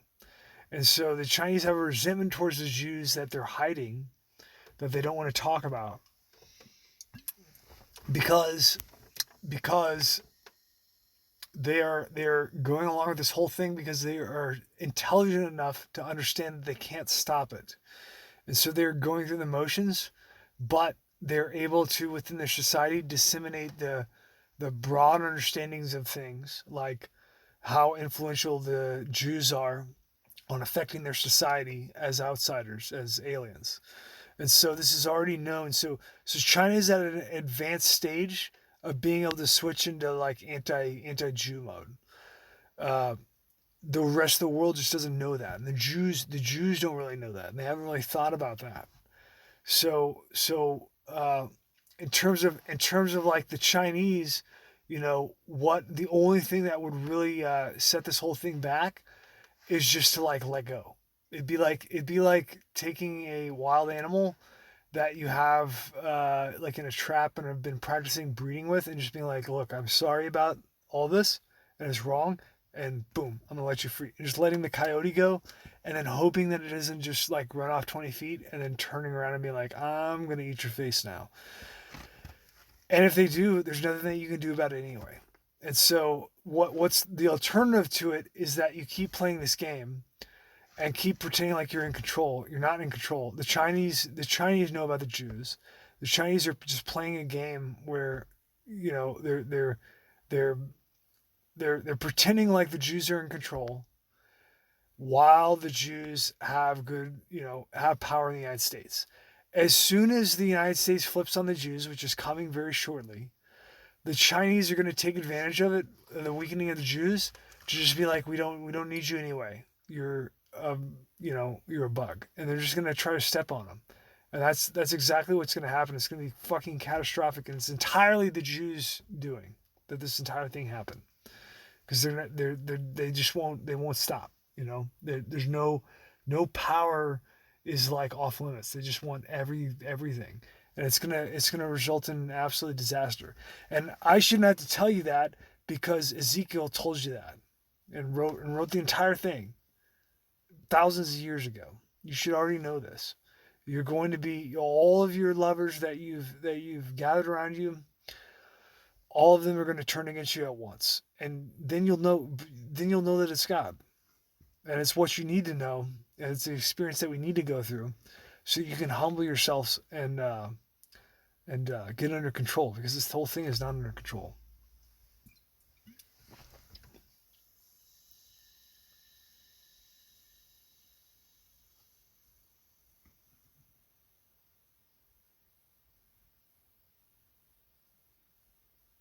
Yeah, America is not going to do well in this. I mean, as a nation, there's going to be people. There's going to be people in the United States that can hold their own, obviously, but America is basically just.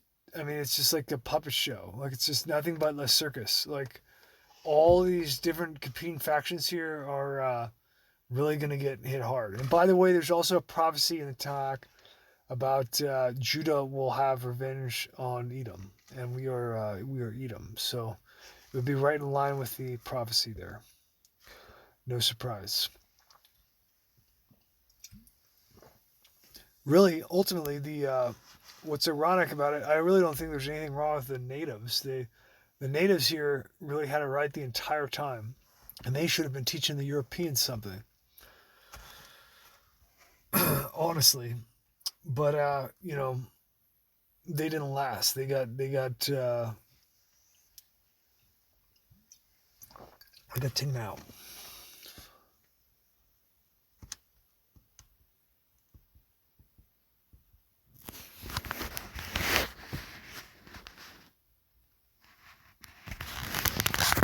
There's a porch mason.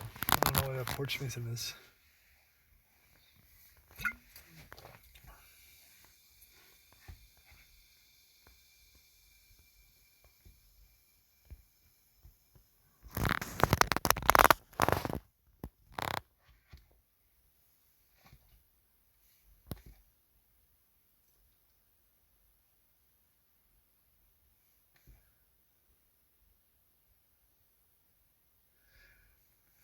Yeah, the Chinese have no illusions about what's going on. I mean, you had China went from being a dynasty to, in the 1920s, directly after the communist revolution in Russia, to just having a bunch of Jews show up and just fucking take the whole country over.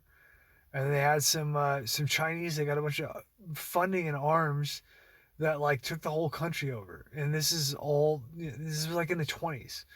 So it's pretty conspicuous because Jews don't look like Chinese and Chinese don't look like Jews. And furthermore, the growth of the culture of China has maintained the awareness of this the entire time, to where they, the Chinese openly discuss how like the Jews run the world.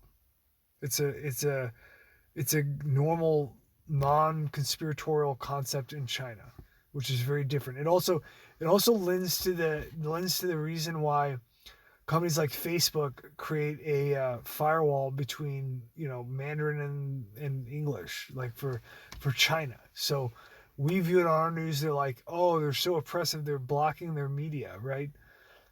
And vice versa, because you're not seeing Chinese media. The true reality is that we need to be kept from talking to each other, because the Chinese fucking know everything about the Jews, and they don't want Americans learning about it. I mean, they've known about it the entire time, since the 20s.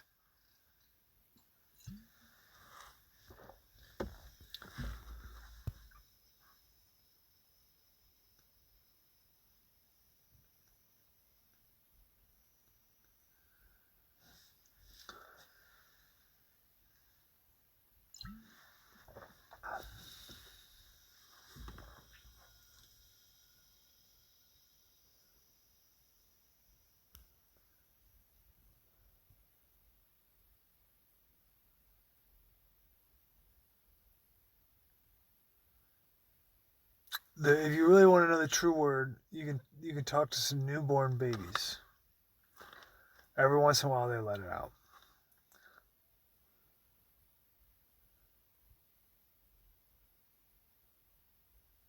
Yeah. So I'm aware of the Jews and like the native Jews, the natives who are Jews. They have a pretty extensive. I mean, the Jews have a pretty extensive program in China.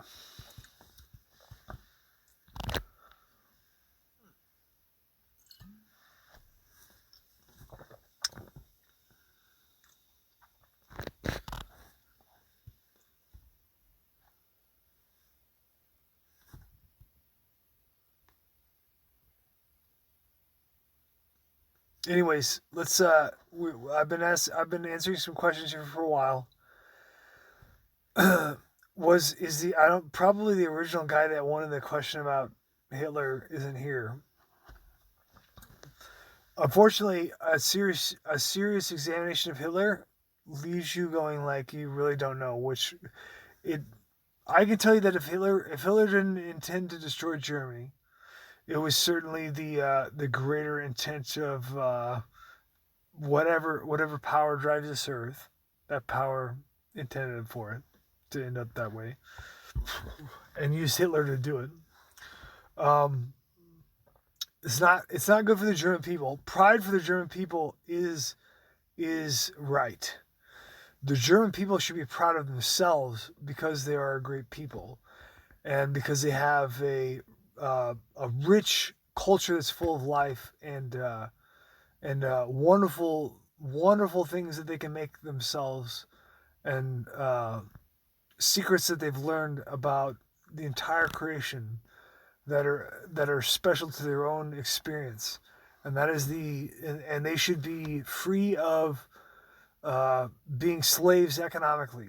They should manage their own affairs without outside influence and be peaceful people.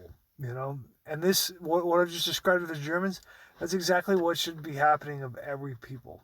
There's no reason to have any of this gaming and like constant cycle of murder between all of us. It doesn't make any sense, and you know it's shown in history that the only consequences of it are that your children get killed. And that's it. You know, like if you want to watch your offspring get killed, then you know keep doing what we're doing.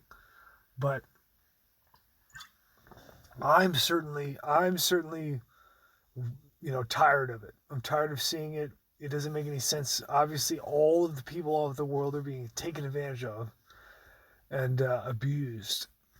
It shouldn't happen. It shouldn't happen at all. But it it's not going to change until the people themselves understand they don't have to participate and they decide not to. And this is it's really the lesson of our time. It's the lesson of something that humanity is going to have to go through one way or the other, you know, regardless of how long it takes, or wipe themselves out. I don't think that's a possibility, so I'm going to go with the prior. They're going to have to learn about it. It would be better to learn now rather than learn later.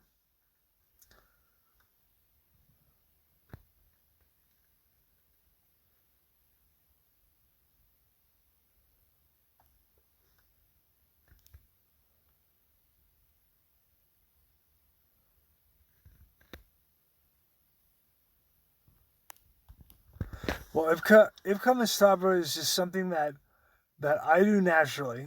It's something that I already do naturally, and then I just heard a Jew talking about it, and a normal person probably wouldn't understand it, right? Because they wouldn't understand what they mean. But because I already do that, and I just don't have a word for it, like I just have all these things that I do. A lot of them are Jew things. So like I do a lot of things that the Jews do, and I'm just you know I'm not searching for anything. I'm not searching for a word for it. But the Jews already have a word for it. So as soon as I hear it, I'm like, okay, that's what it is. You know, that's the only reason that I'm saying Ivcha Mistabra.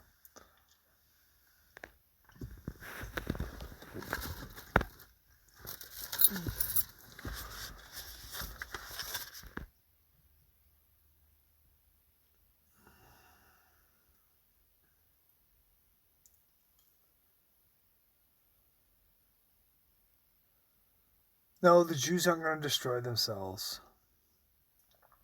The Jews aren't going to destroy themselves. There's not the Jews. The Jews. I'm gonna say this. I'm gonna side with the Torah. I'm gonna say that, but it's the part of the Torah that the Jews don't like to talk about. I'm gonna say the Jews are going to be purified. They're going to be purified, and they're going to approach. They're going to drag their feet and their knuckles and avoid as much as possible, so as to not be Yetzer Hara, to avoid acknowledgement of it formally as long as possible until it is unavoidable to acknowledge that, you know, this is a procedural thing that's going to have to take place, and it's you know, it's what they're supposed to do. It's what's supposed to happen. You know, in a way, it's complicated, but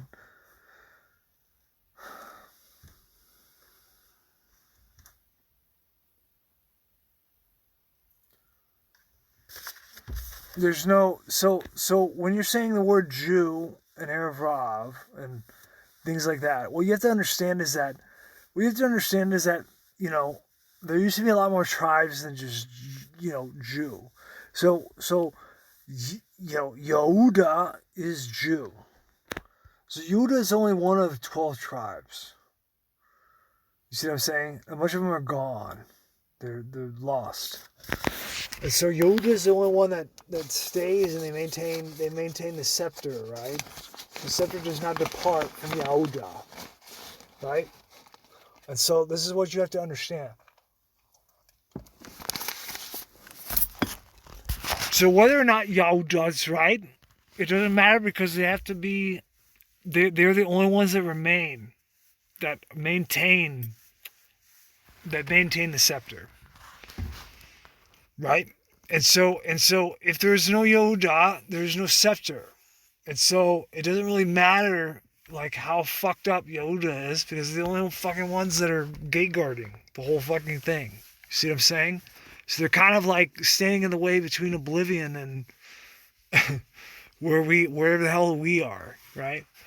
So, you know, you have to, this is what I mean when I'm doing these streams. It's difficult to, like, how do I straddle the position of all of the sites of the world? All the sites of all the people of the world. It's like, how do I bring you guys in to just be peaceful? How do I bring you in to love one another and understand that you're all brothers? What can I tell you? I understand the Germans' plight. I understand how they feel. I understand how the Jew feels. I understand the Jew is longing to return. I understand the Jew has a very full heart. I understand the Germans have a very deep wound. I understand that they're crossed. I understand that the American does not like to be double crossed. I understand that things should be what they say, and people should say what they mean. How do we come together to have peace on this earth? And that is really at the bottom of this, right? There should be no interest at all for the entire world except peace, right? But not a fake peace, not a Bernie Sanders peace, not a sign that you go and print at Kinko's, but a peace where we're quiet and we pick our food and we acknowledge that we could easily not be here. That we're just lucky to live. We're lucky to be picked to live. This is what I mean.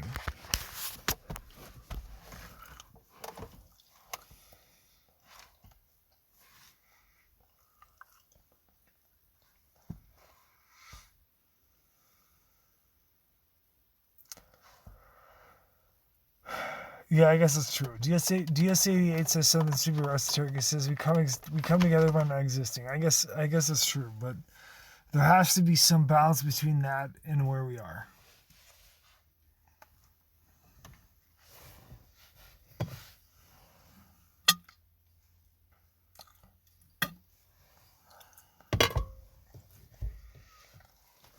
Well, it's not a talk that we have about coming together and growing apples. It's not a talk that we have to have because anybody that's here is already in agreement. There's no detractor here.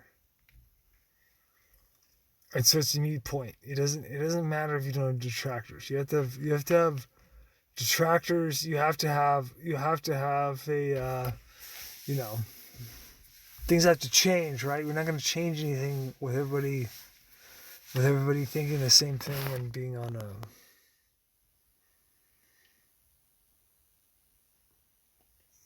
Twitch.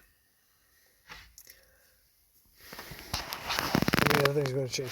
This is more of just a benchmark, right? What we're doing is we're basically just making a big diary here for God. That's what we're doing.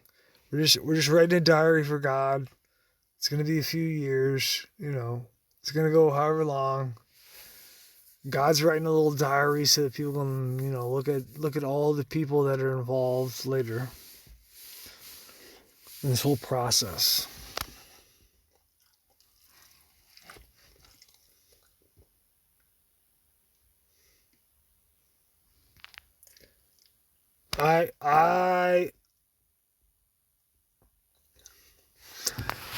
I don't want to talk about apples. I want to stay on topic. And I want to finish the topic of Hitler here. So are we good on the topic of Hitler? Do we need to talk about this more?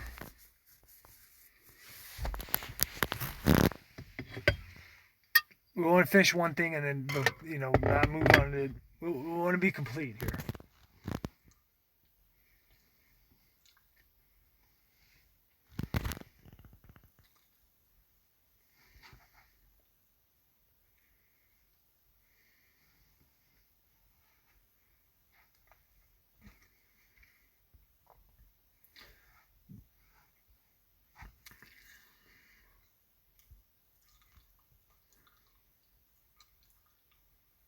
All right, so we're good on Hitler. Okay. All right, we got. Where can I help you? Cause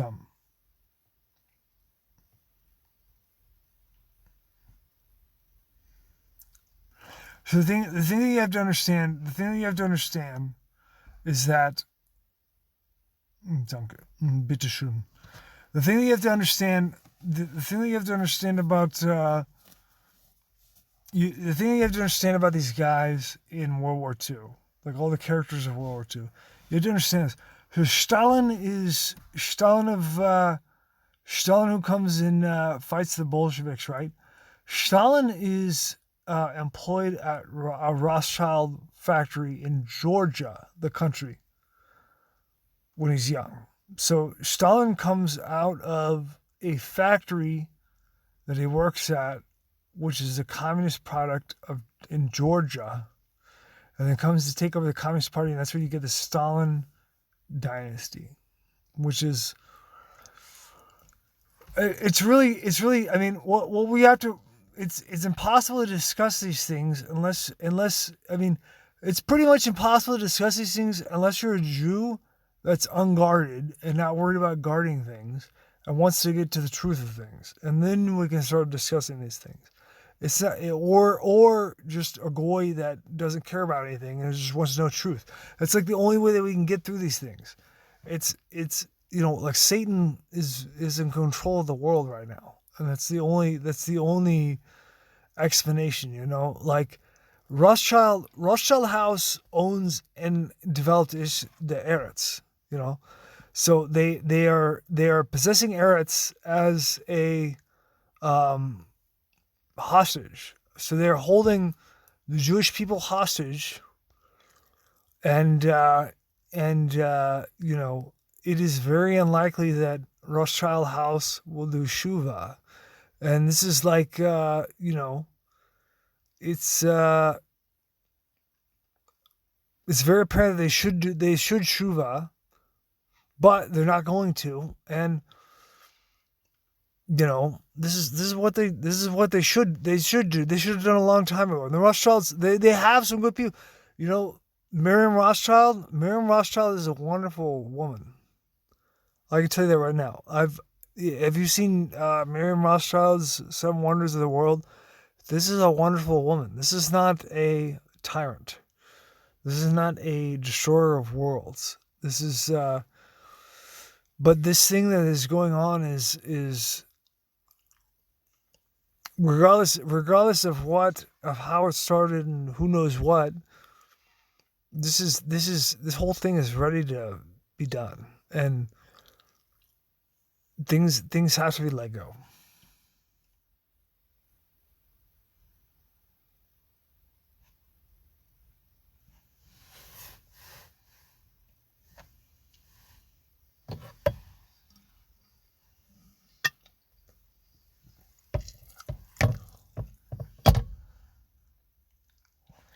Somebody asked, why didn't Trump pull through?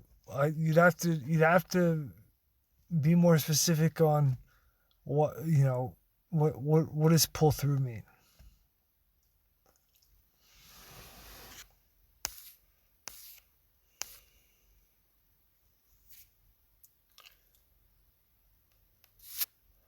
All right, so he wants to go into the next segment.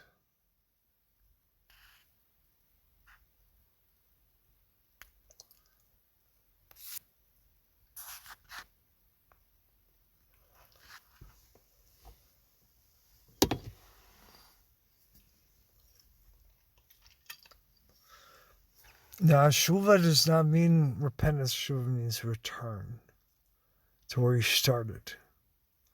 It's a difference because it implies order. It implies origin and resolution. You have a origin point, and this is talking about an origin point. It's a turning around, right? The entire purpose of repentance is turning, right? It's a turning around. It's a repentance, right? It is a turning around back to it was already in order. Man makes it out of order, and you have to go back. You have to go back. That's what it is, right?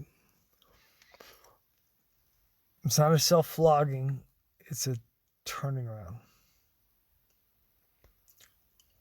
I don't have any prophecies. Those are your words and not mine. When you go and say the word prophecy, you are literally putting my life in danger. I could be killed because you're saying the word prophecy.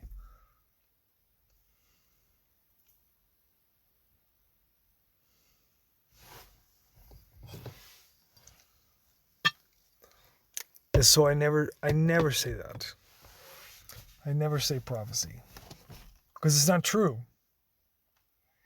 Prophecy, the definition of prophecy is that you have to talk to God. I've never talked to God.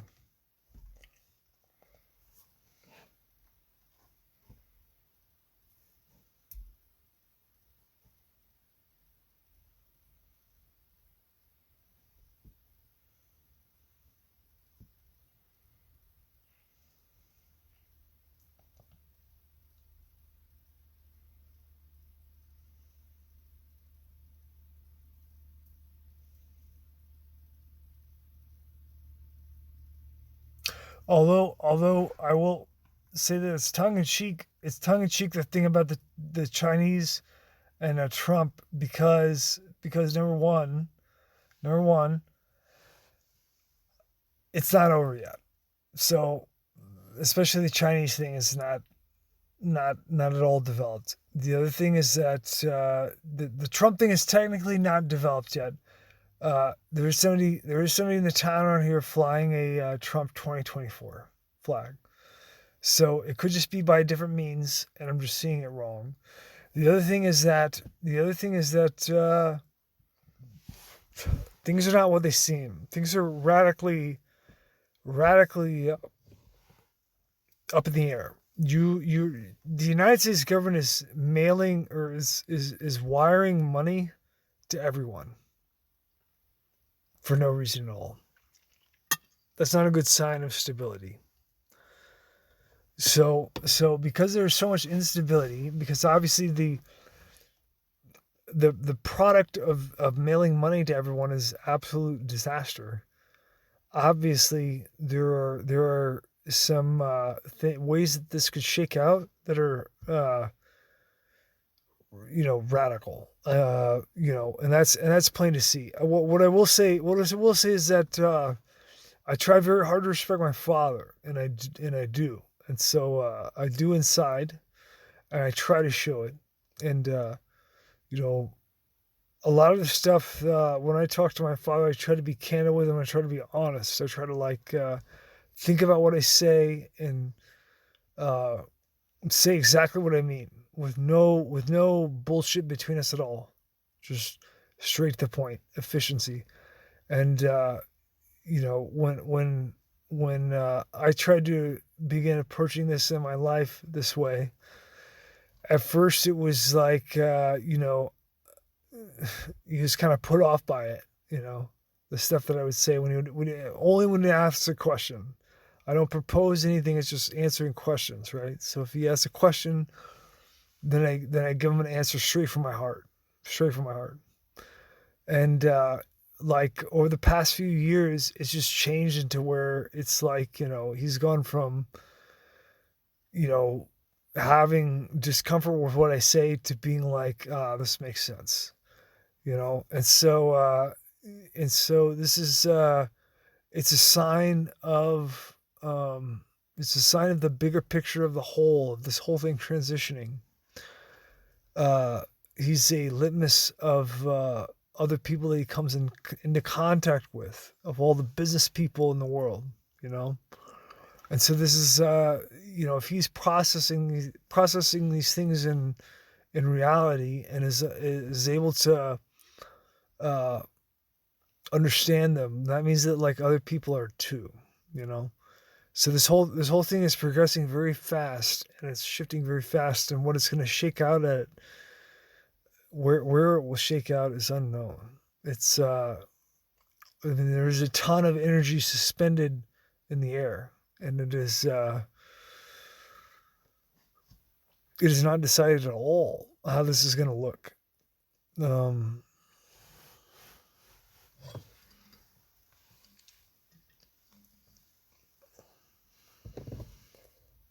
the only thing that you can really know for sure is that you really have to dig deep and think about what you care about, because this world is it's there are so many people that are living for things that are not worth anything, that are not worth your time. They're not worth your time, they're not worth your effort. They're absolute distractions, pulling you away from what is ultimately your drive in the first place, the things that you're attracted to. And you're being pulled away by junkies and all the different ways that people are distracted and pulled away.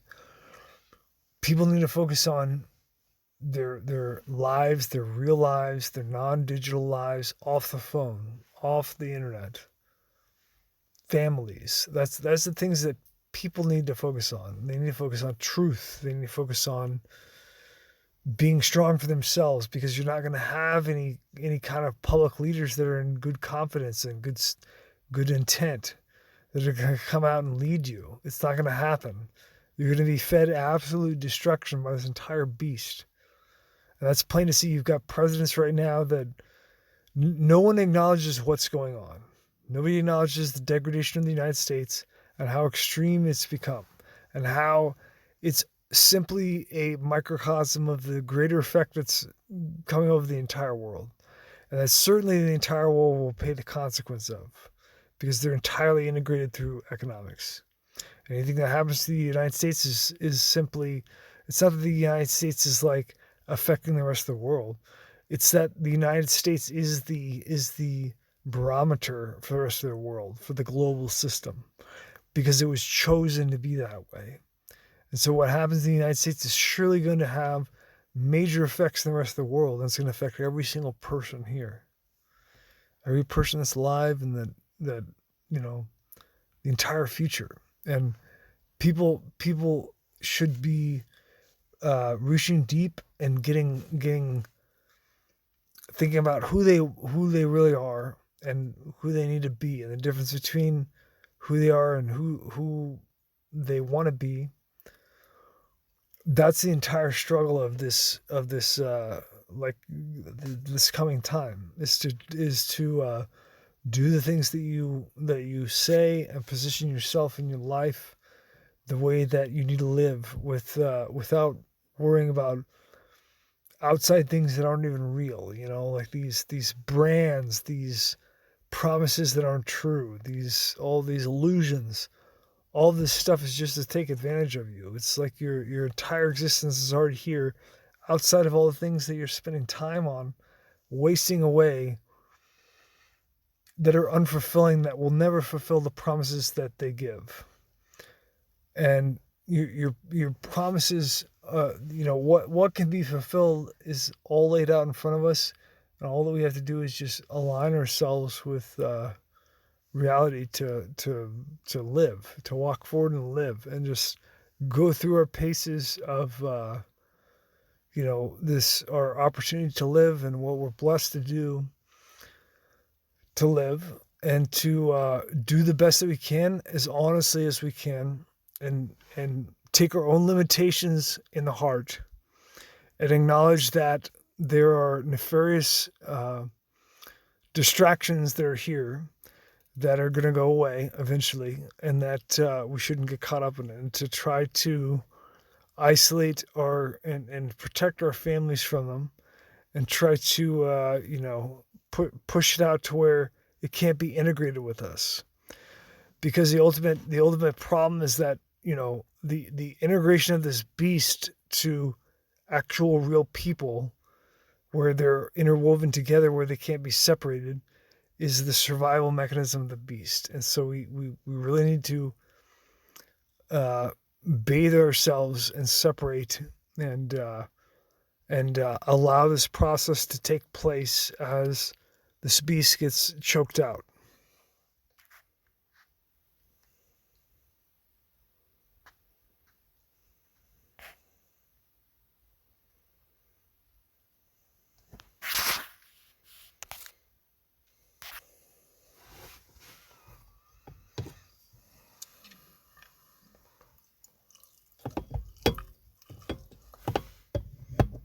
All right, it's been a long time. I'm gonna wrap this up. Have a good night. You guys can feel free to talk to me.